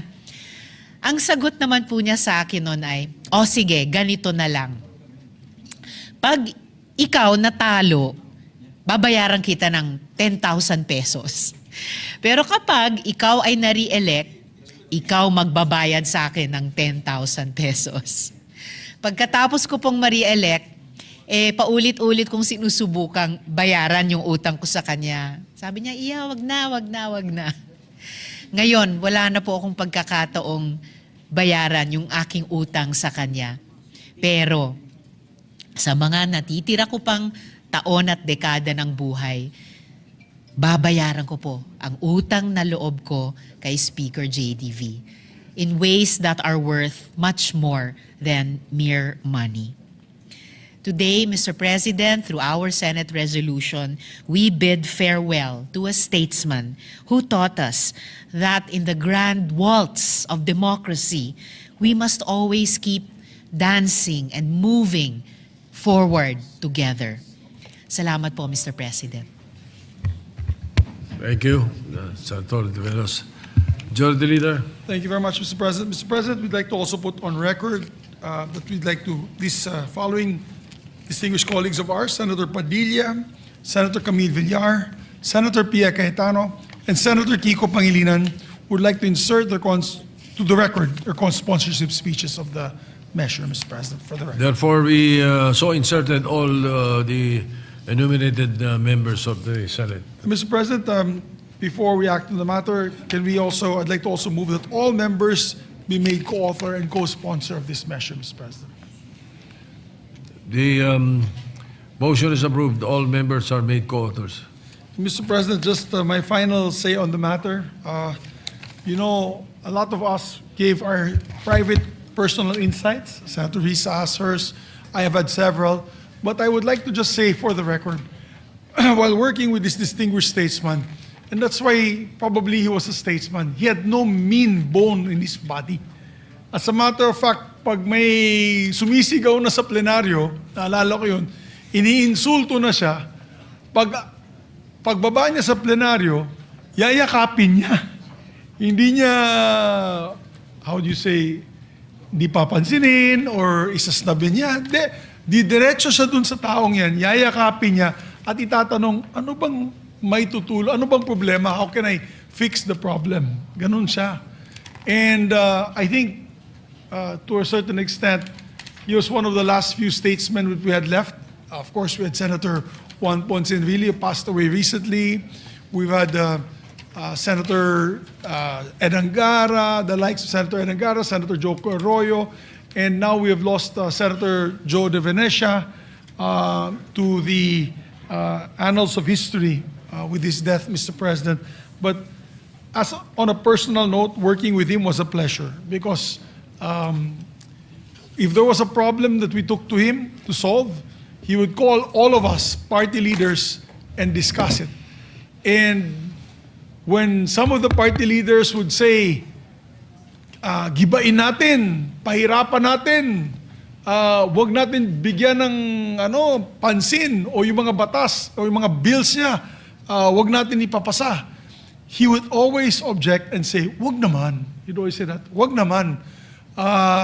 Kausapin natin siya. Let's do what we can to help appease the situation. Ganun siya, hindi siya vindictive na tao. And that's what I will miss about him. And I think that type of leadership was what got him elected 5 terms, historic 5 terms in Congress, Mr. President, because he was very well loved, well liked, and I mentioned this yesterday, Mr. President, he allowed all of us to shine. That is why I'm here today. That's why several of our colleagues are here today, because he would never tell us to stop or shut up in the plenary. He will never send a party whip and say, if you do not stop, mawawala yung allowance mo, mawawala yung benefits mo, mawawala yung stature mo, mawawala yung position mo. Hindi siya ganong klaseng tao, Mr. President. And I can recall one time that the presiding officer was Raul Gonzalez. Best friend yata ni Sen Ping yung si Congressman Raul Gonzalez kasi naging Secretary of Justice yun yung nung hinahabol si Senator Ping. Oh, siya ikaw best friend niya. Tama. I remember clearly, Mr. President, at that time, the vice chairman of the Committee on Appropriations was then from Iloilo, Congressman, he passed away already as well. What was the name? No, Iloilo City. Guimaras. No. Iloilo. He was former TESDA. Alam ni Senator Joel. Si Huco. Yes, Congressman si Huco, Mr. President. Kine-question niya yung budget. Siya po ay vice chairman ng APRO, which is, you're not allowed to do that in the House. Mortal sin yun kasi you're supposed to help the chairman as vice chairman. But he was objecting to the budget. I don't know for what reason. I can clearly recall Senator De Venecia, as Congressman De Venecia or Speaker De Venecia coming to me and saying, kausapin mo si Congressman Bubuy. Sen Mix, ako, si Barbers, kinausap namin, ayaw talaga mag-budge. Instead of getting angry, he sent us one more time to talk to him, and he even approached him, but he did not budge si Congressman Siuko. That was the only time that Congressman, Presiding Officer, Deputy Speaker Raul Gonzalez, on the podium declared Congressman Siuko was out of order and had him bodily removed because he would not allow the vote. Yeah, I remember that. He would not allow the vote to take place in the approval of the budget. So he was bodily removed. But he felt bad. Sumama loob ni Congressman Speaker Joe De Venecia because he did not want to have to do that action. For him, it was a drastic action, too drastic. Kaya natuwa naman ako. As I said, he had no mean bone in his body. And after that, I remember that when it was the next day, dinapitan niya si Buboy Siuko na imbis na magalit kay Congressman Buboy Siuko, sinabihan lang niya, "You're such a very naughty guy talaga. Naughty." Ganun lang, naughty. I remember he used to say that. So naughty. So, those were the days, Mr. President. A house that was like that. That we could speak freely and could debate freely on that type of atmosphere. So, Mr. President, with no other members who wish to sponsor the measure, no amendments, I move that we adopt proposed Senate Resolution number 297, honoring the life of the distinguished 5-time Senate President or 5-time Speaker, Mr. President, sorry. Let me repeat that. Honoring the life and legacy of a 5-time Speaker of the House of Representatives, no other than Jose Joe De Venecia Jr. I so move, Mr. President. Any objection? Chair is none. PS Resolution 297 is hereby adopted and approved. Thank you very much, Mr. President. And Mr. President, with your permission, could we give this? He will be having a eulogy in the House of Representatives on Monday. I'm sure you're invited, Mr. President, and several senators. Maybe we can take the resolution and give it to the family. I'll be there, Mr. President. If you Yes, I'm wish, sure the Majority Leader will be a very I could represent you, very Mr. good President. representative of the Senate to deliver the resolution. And we'll, of course, turn it over to the family. Thank you, Mr. President. Mr. President, we'd like to consider Senate Bill number 1508 under Committee Report number 12. Mr. President, with the permission of the body, this is the act authorizing the Department of Health to set and approve the bed capacity and service capability of all DOH hospitals, Mr. President. Any objection? Hearing none, in consideration of 1508 is in order. Mr. President, I move that we recognize the sponsor, Senator Risa Ontiveros, and to interpolate, we have our distinguished colleague, Senator Win Gatchalian. Senator Risa Ontiveros is recognized. Senator Sherwin Gatchalian is recognized to interpolate. Thank you. Thank you. Salamat po. Thank you, Mr. President. Thank you, Majority Leader. And will the gentle lady, Her Honor, accept a few questions on the proposed measure? Definitely, Mr. President. First and foremost, on the onset, let me commend Her Honor for coming up with a bill that will lay out the long-term plan for our hospital capacities. And I say this because during the budget deliberations, I had the experience of analyzing the healthcare system of the country, including the different mechanisms to help our constituents avail of hospitalization, medical assistance, and other health requirements. And I remember when we were talking about the mechanisms, most especially the medical assistance or MAIP in particular,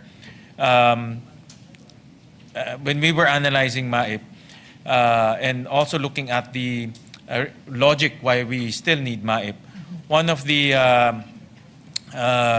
reasons and one of the justifications that were given to me at that time by the DOH and also from our other colleagues is a lot of our constituents experience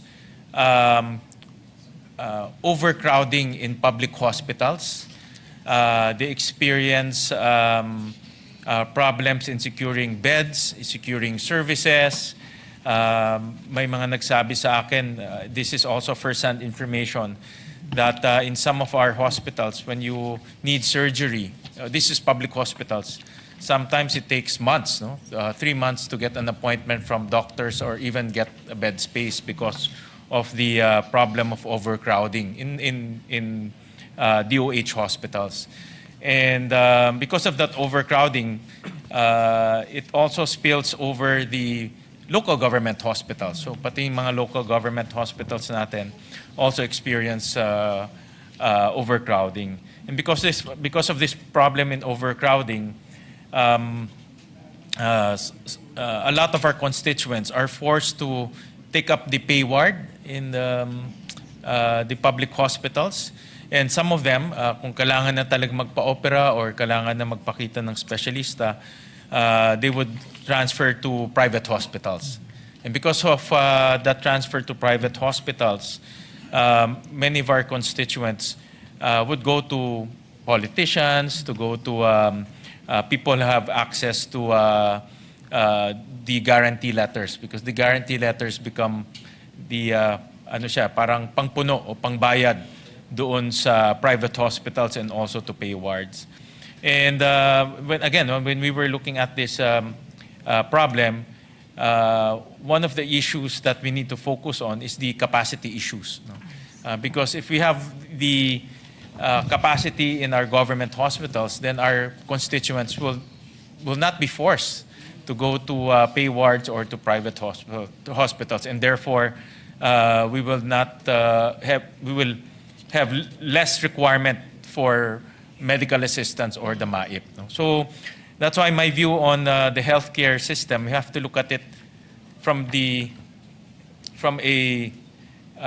larger standpoint, from a macro standpoint, because it's a system. Kasama na ho dyan yung hospital beds, kasama na dyan yung payment mechanisms, kasama na dyan yung services that we can offer our constituents. So it's a system. Once one of the facets will be problematic, the entire system will also be problematic. It will actually have a chain reaction. So, having said that, If I may, Mr. Yes, go President, ahead. good Yep. gentleman, just comment to the initial comments of the good gentleman from Valenzuela. Maraming salamat po dun sa approach din na systemic at saka macro. Yun din yung how this bill is seeking to approach the question of bed capacity and service capacity in our hospitals. There is actually already a framework, currently the Philippine Health Facility Development Plan, at sinusubukan din itong bill na ito i-situate yung particular concern of bed capacity within that PHFDP or Philippine Health Facility Development Plan. Secondly, Mr. President, tamang-tama po yung pinoint out ng good gentleman from Valenzuela na overcrowded talaga. Just talking about the DOH hospitals, grabe po yung bed occupancy rates. They are all over 100%. Dun pa lang sa taong 2025, our level 1 DOH hospitals were at 173% capacity. Wow, taas, Opo, mataas talaga, halos doble na.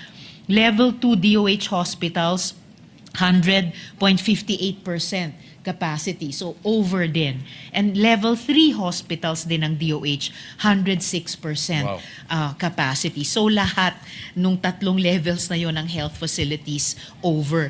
And last but not the least, at this point, Mr. President, dun sa opening comments ng good gentleman from Valenzuela, bed capacity in particular is impacted by this overcrowding sa mga DOH hospitals.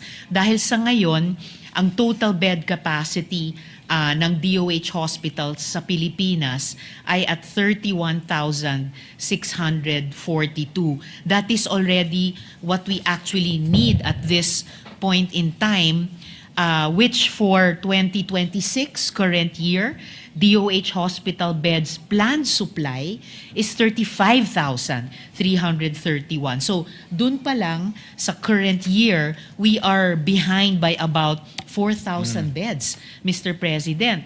At kung hindi po natin aaksyonan ito through a law on bed capacity na contextualized dun sa Philippine Health Facility Development Plan, by year 2040, kapag hindi natugunan at naaksyonan, yung ating bed capacity gap will rise from the current 114,251 to 188,943 beds, Mr. President. So dagdag kulang na 70,000 beds, Mr. President, by year 2040. Yeah, actually, yun yung mga tatanong ko, yung mga basic data, Mr. President.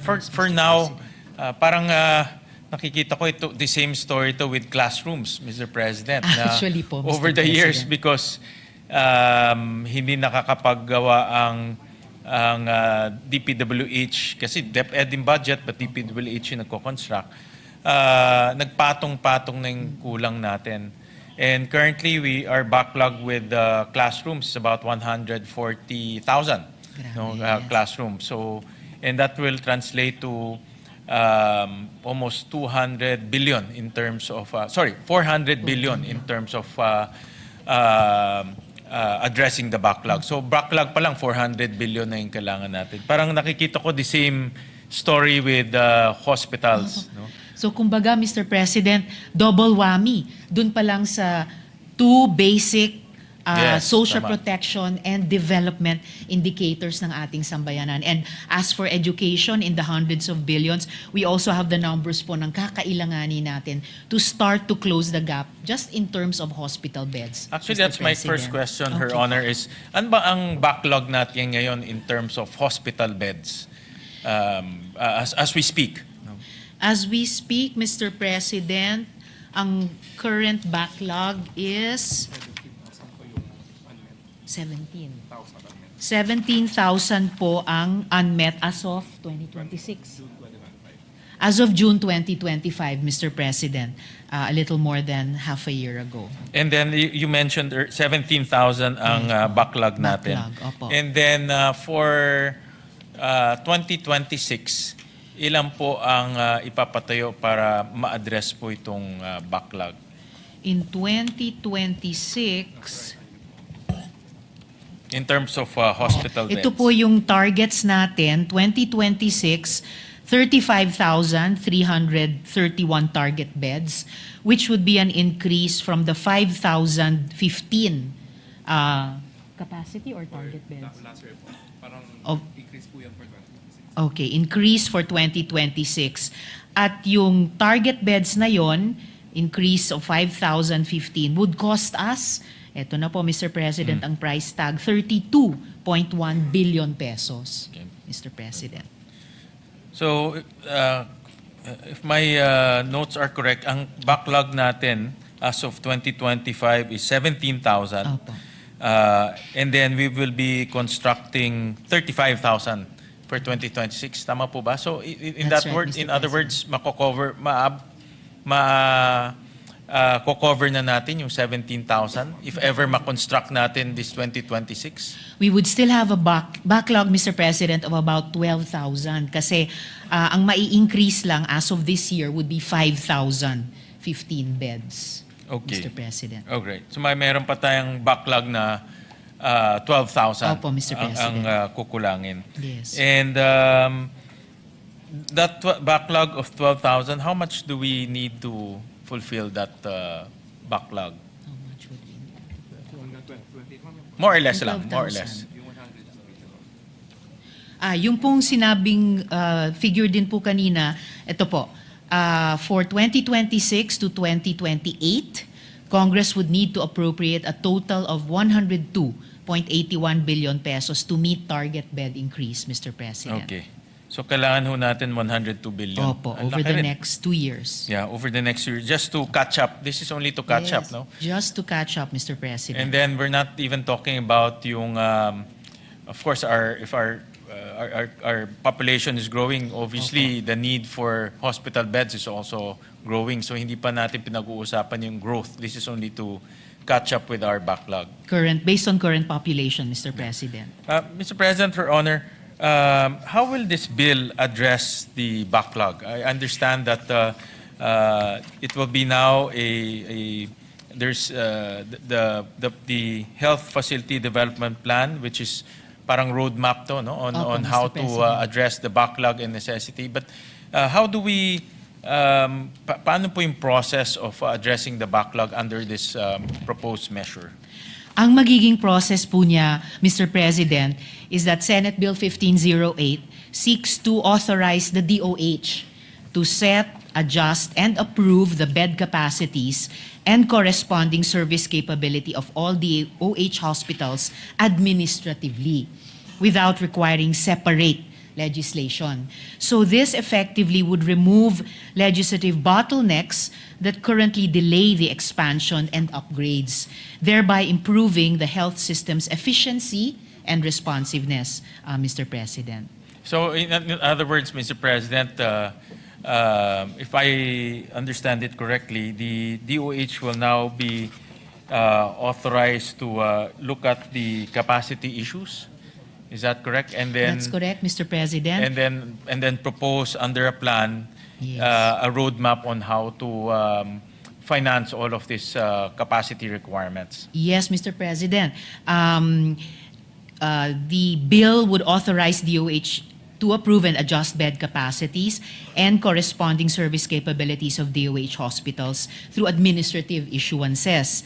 It would be authorized to convert, upgrade, and modernize DOH hospitals' existing equipment and facilities to ensure responsiveness to the health needs of the population consistent with their authorized bed capacity and service capabilities. Doon po pumapasok yung Philippine Health Facility Development Plan. Kasi the bill would mandate the development and maintenance of the PHFDP as a strategic blueprint for modernizing hospital infrastructure and services nationwide.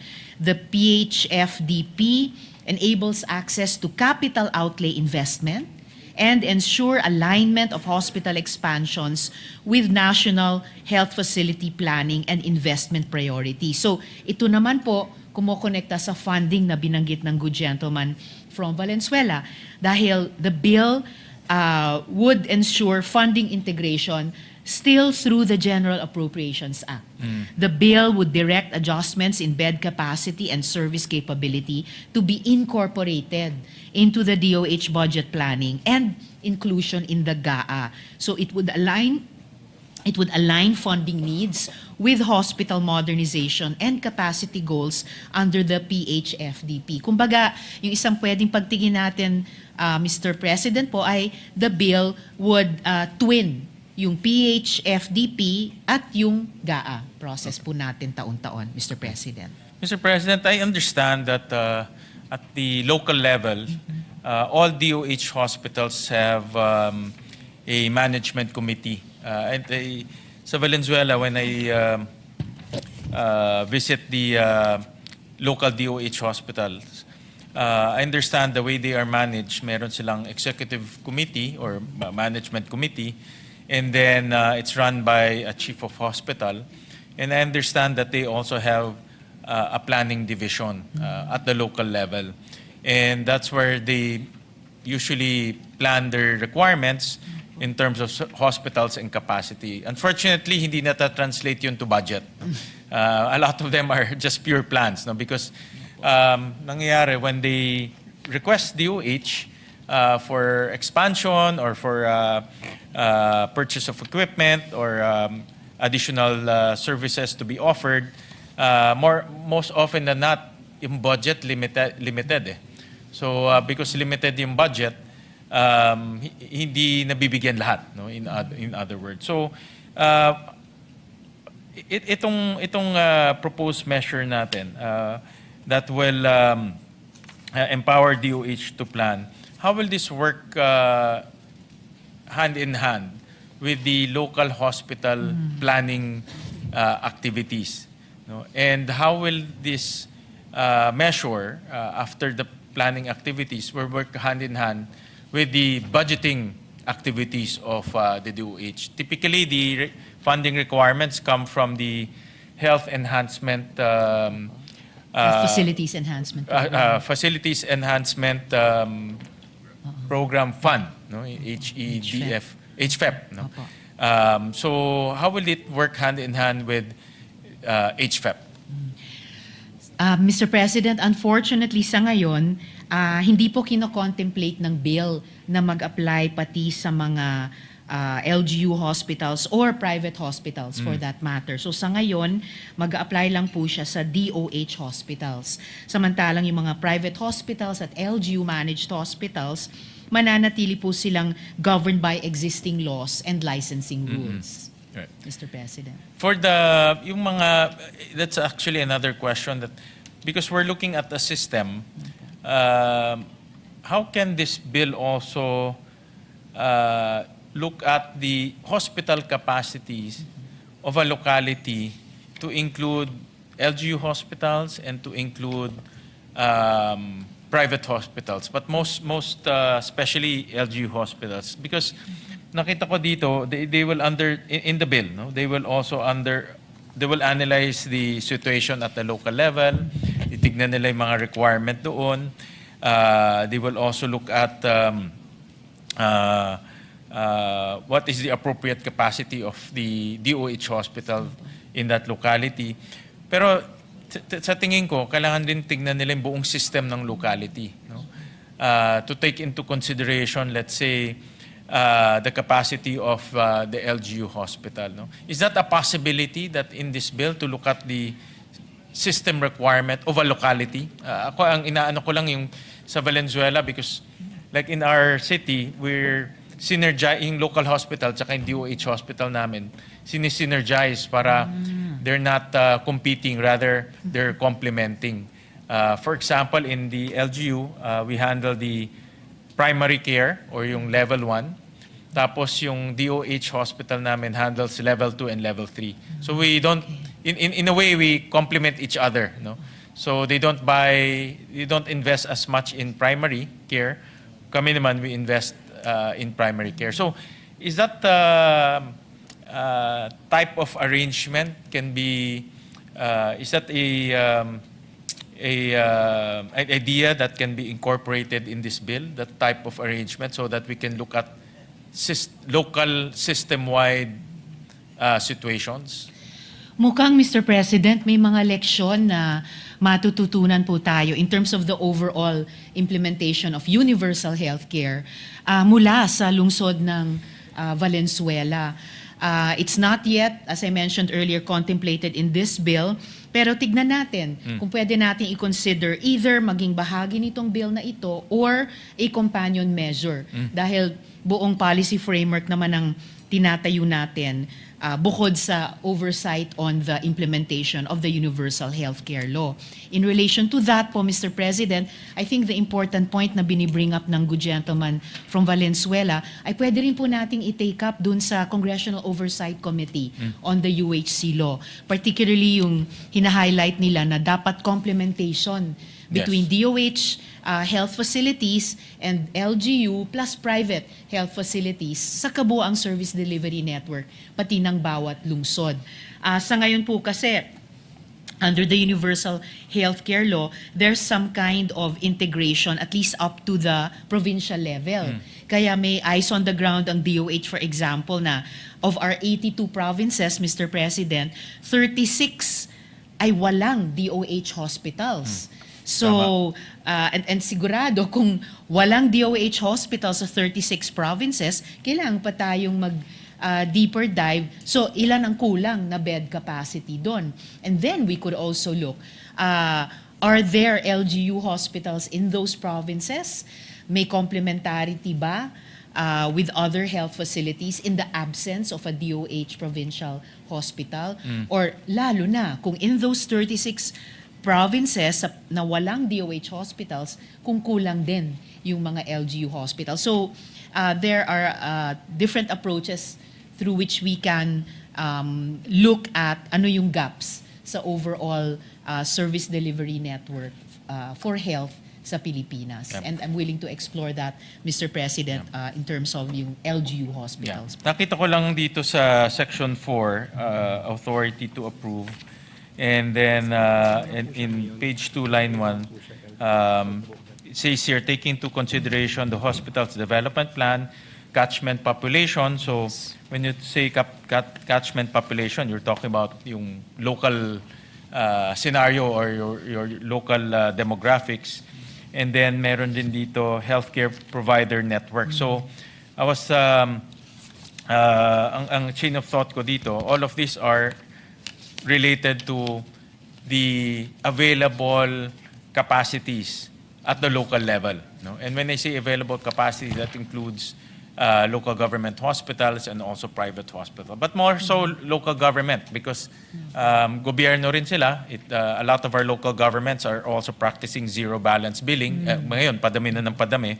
And that's why it has to I'm looking at a government hospital system integration. No? So nakikita ko na there's a potential to look at the local government system, local hospital system at mapasok natin dito so that holistic yung pagtitingin ng capacities. Mr. President, ngayon pa lang aligned na yung line of questioning or line of thought ng good gentleman from Valenzuela dun sa pinag-uusapan natin kaninang Philippine Health Facility Development Plan.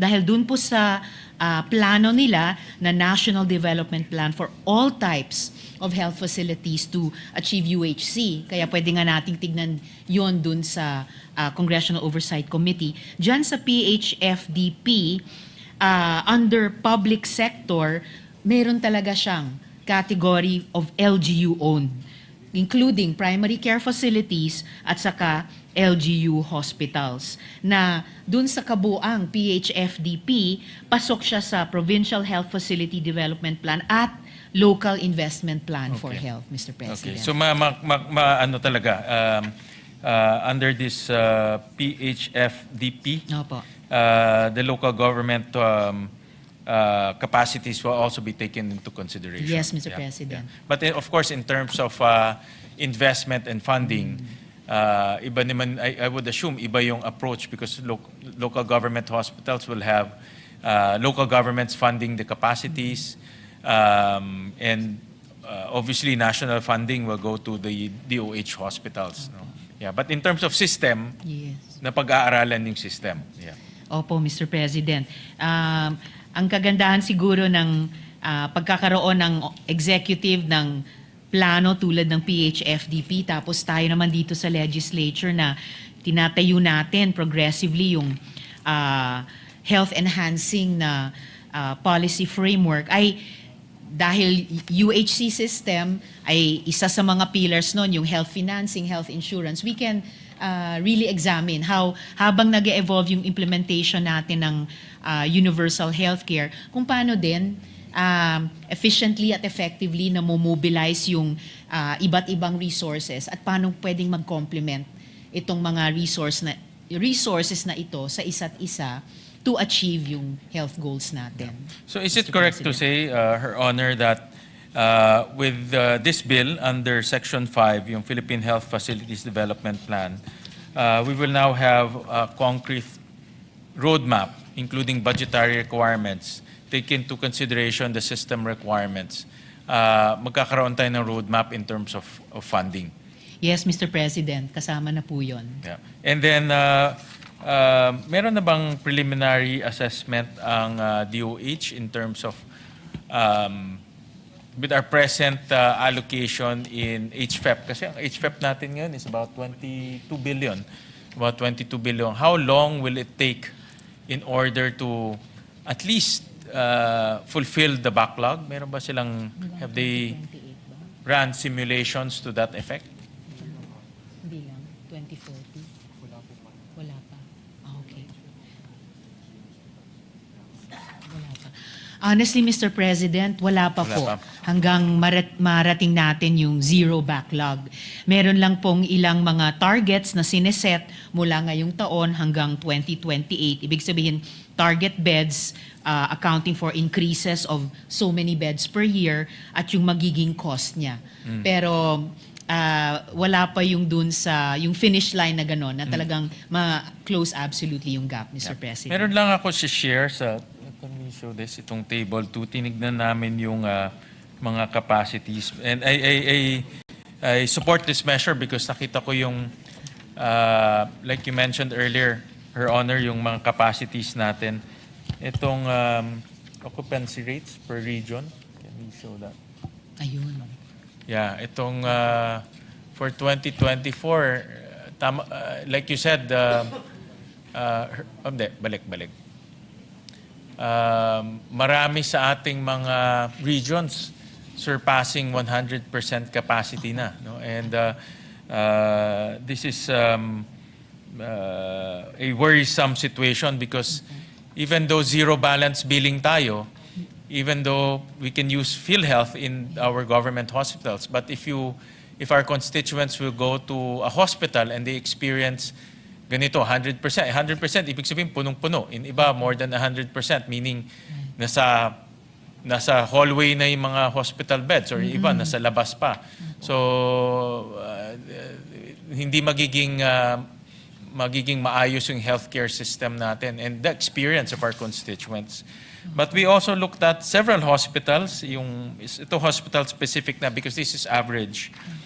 In some of these specific hospitals, meron tayong mga hospitals 300%. For example, in San Lorenzo Luis General Hospital, 374%. Siargao Island Medical Center, 312%. Johnny Villanueva General Hospital, this is in Bukawi.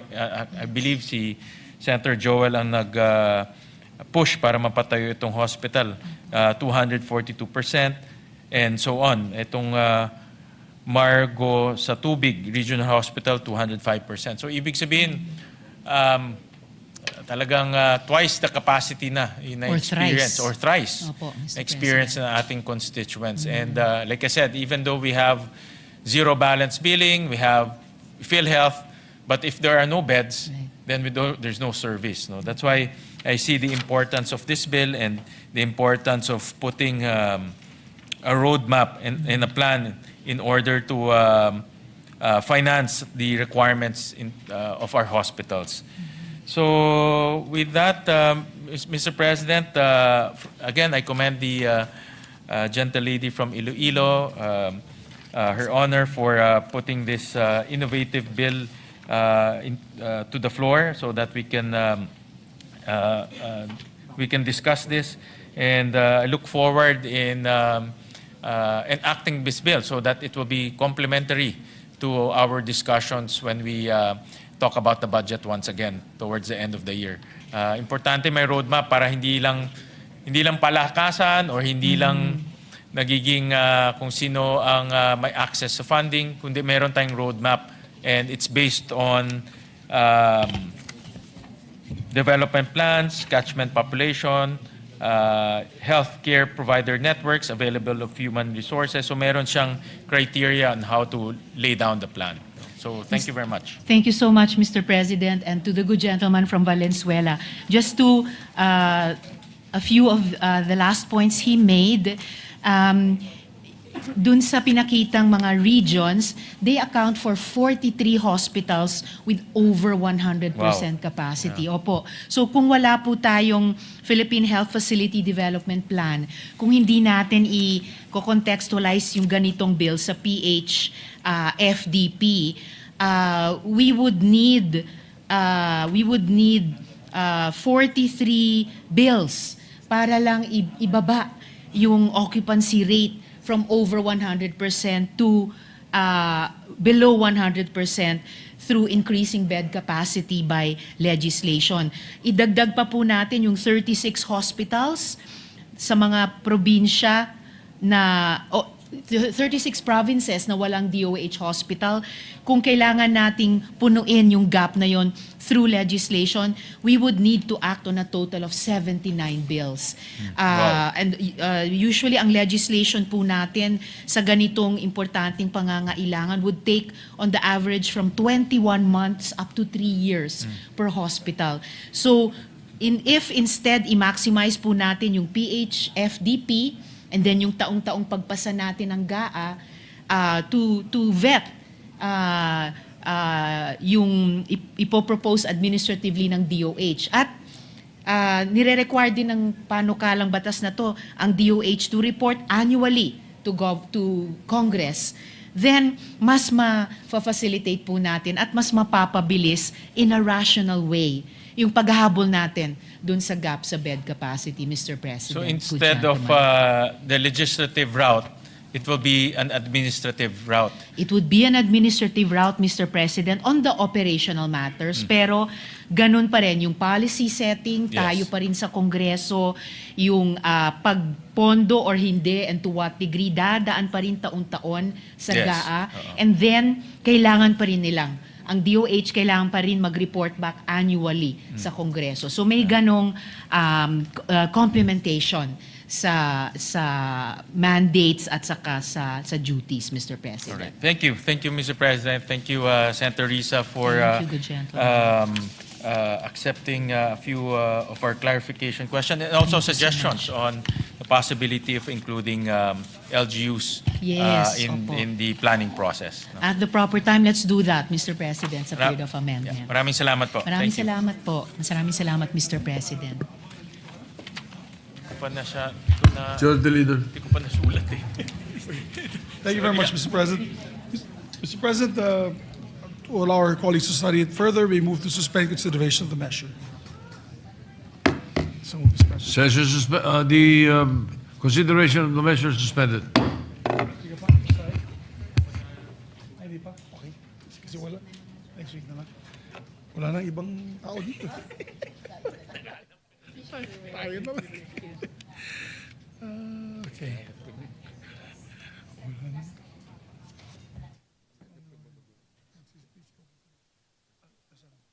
Si Ma'am Norm, Mr. President. Yes. Deliver na. Wala tayo. Deliver. Gusto mo? Or else we'll adjourn. Is it important? If it's important, we can do it. It's on the economy. Yes, it was pending since last week. You have the floor. I'll give you the floor. Sure.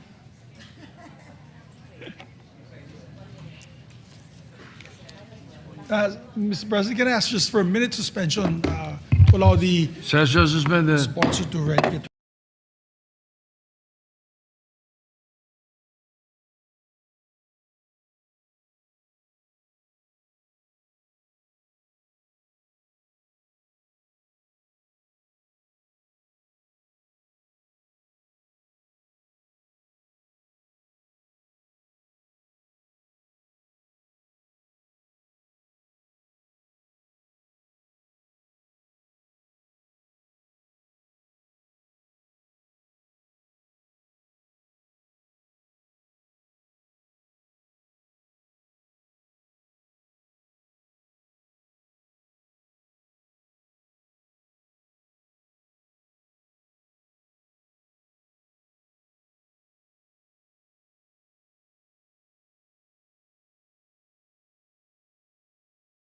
Mr. President, I move that we recognize our distinguished colleague, Senator Lauren Legarda, to avail of the privilege hour, Mr. President. Senator Lonnie Legarda is recognized.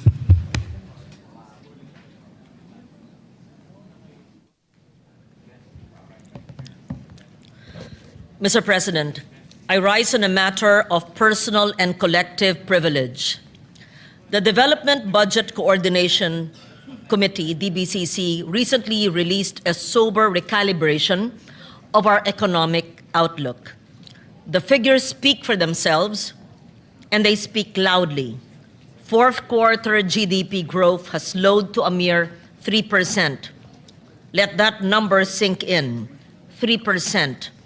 For many Filipinos, a drop from 6% to 3% means fewer jobs, slower business growth, tighter household budgets, and fewer chances for families to move ahead. It has pulled our full-year growth for 2025 down to 4.4%, falling short of our targets and forcing a downward revision of our revenue projections through 2028. This dominoes as the recent data indicates that our debt-to-GDP ratio now is 63.2%, the highest level in 20 years. We have breached the internationally accepted manageable threshold of 60%. This means that a larger portion of our government revenues must be diverted to service debt interest, leaving significantly less funding for healthcare, education, infrastructure, and social services. What makes this deeply concerning is that even amid delayed projects, compromised quality, and persistent waste and misuse of public funds, we continue to borrow. Sa halip na ayusin ang mga prioridad at tapalan ang mga taga sa paggastos, patuloy pa rin tayong nagdaragdag sa ating utang. Ang epekto, mas kaunting silid-aralan at kama sa ospital, mga kalsadang inuulit-ulit ayusin at patuloy na pagtaas ng presyo na lalong nagpapahirap sa buhay ng mga pamilyang Pilipino. That 3% growth, coupled with a high debt-to-GDP ratio, tells us that the engine is stalling. It's that flashing yellow light on our national dashboard telling us that the old assumptions behind our growth can no longer be taken for granted. For decades, we have relied on a concrete-driven growth engine, a linear, extractive model that prioritizes large-scale infrastructure as a primary input to induce economic growth. This is evidenced by the huge 530 billion peso budget of the Department of Public Works and Highways, which even with a budget cut this year, is still 18 times larger than DNR's meager 27 billion peso budget. When multi-trillion peso programs are accompanied by corruption and blinded oversight, the results become catastrophic. We see it in the delayed projects, the compromised quality of our roads, the diminished investor confidence that restricts our fiscal space. When we persist along the same path with the same institutional vulnerabilities, we are courting repetition of the very failures that brought us to this 3% reality.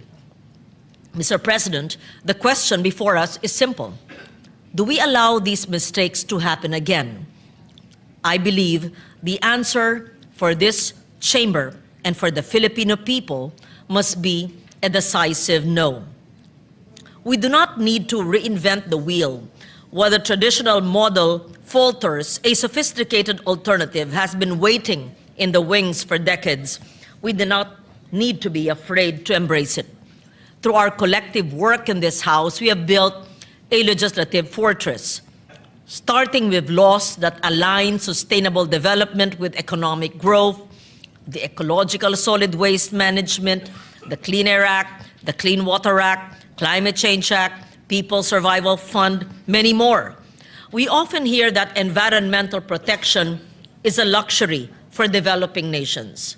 I tell you today, environmental and climate responsive governance is a fiscal imperative.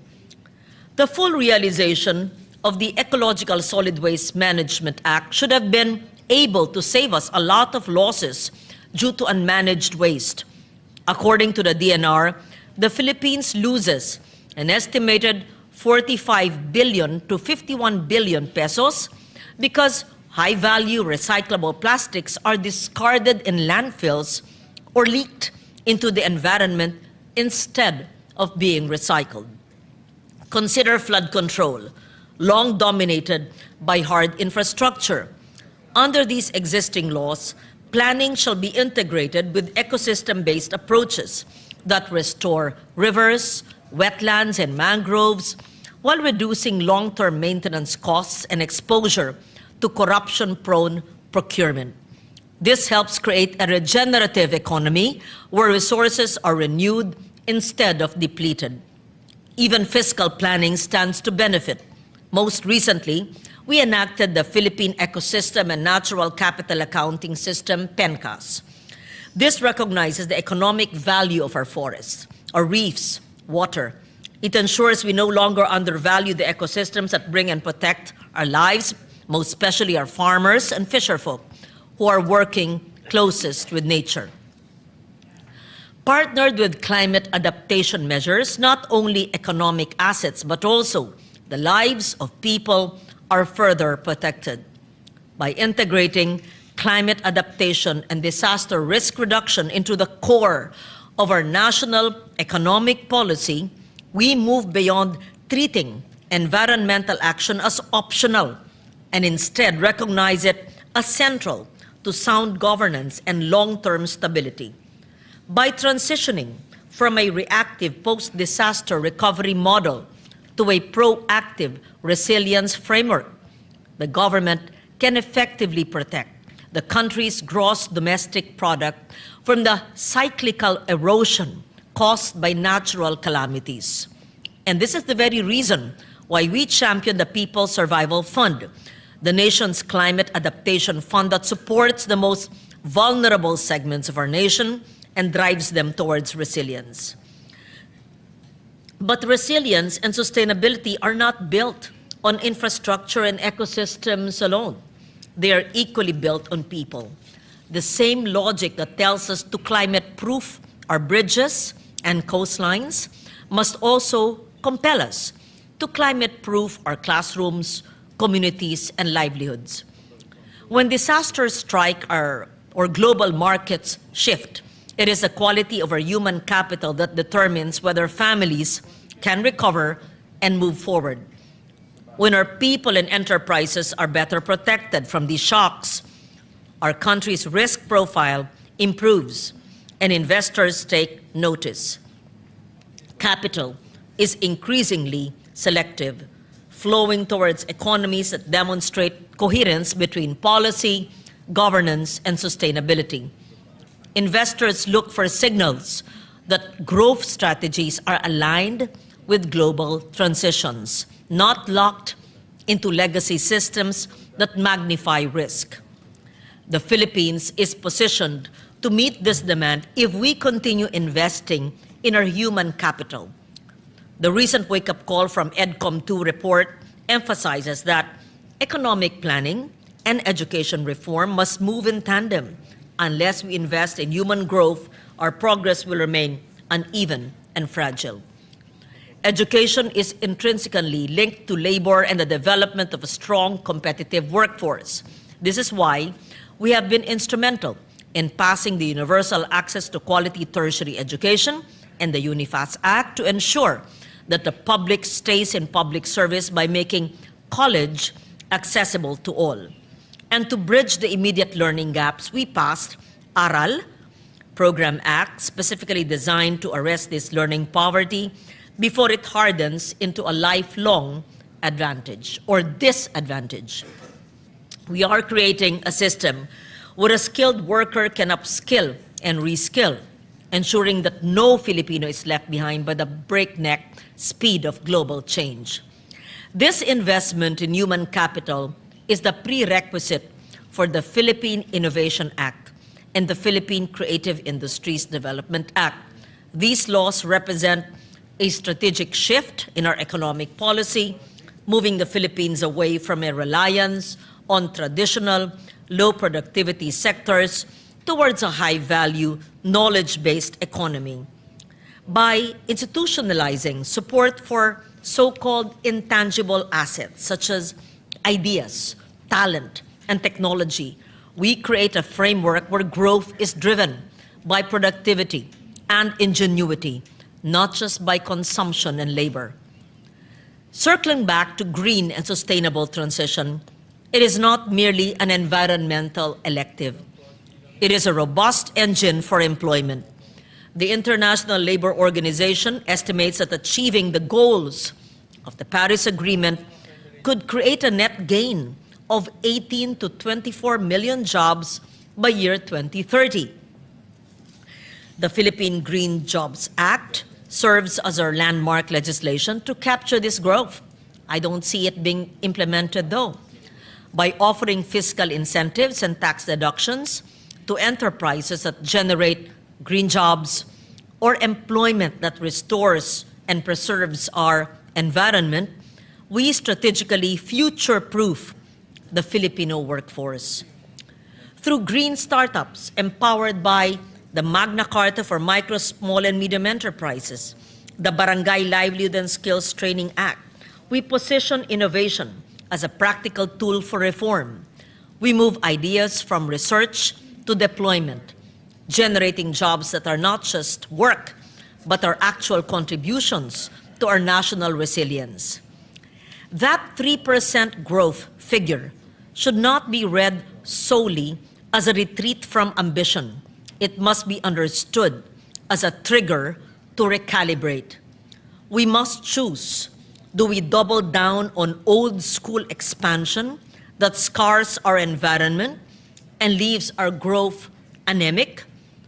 Or do we fully activate the greener, more resilient blueprint that we have already spent decades codifying into law?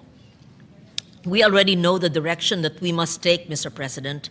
Nariyan na po ang mga batas at mga alituntunin upang maituwid ang landas ng ating bansa. What is now being asked of us is the political will and collective courage to implement them, and to implement them correctly this time around. Let us be bold and ambitious once more. Let us build a climate and environment responsive economy that keeps our farms productive, that protects our seas, that secures our cities against the growing threats of disaster and climate instability. Let us strengthen a human capital agenda anchored on quality education, aggressive upskilling and reskilling, and a robust social protection system so that Filipino families can stand resilience against disasters, economic disruptions, and global market shocks. Let us pursue an innovation-driven livelihood strategy that transforms Filipino ingenuity and creativity into decent jobs, into competitive enterprises, and sustainable opportunities across every region of our country. This is ultimately a choice between a fragile economy that appears strong on paper but fractures at the first sign of crisis, and a resilient economy that invests deliberately in nature, in Filipino talent, in livelihoods that are capable not only of surviving but of thriving. Economic growth, environmental stewardship, and human capital development are not competing priorities. They form a stronger, more coherent, and more future-ready development strategy. Let us maximize the tools that already exist within our laws, our institutions, and most importantly, within our people, to prove that Philippine growth can be credible, accountable, inclusive, and prepared for the challenges of our time. Maraming salamat. Isang lunti ang Pilipinas sa ating lahat. Majority Leader.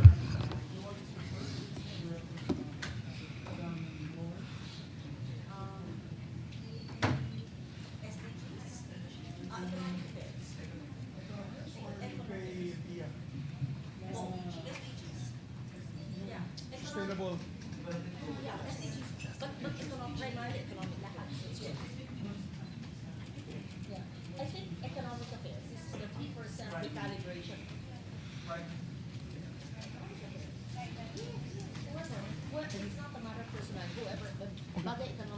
Thank you, Mr. President.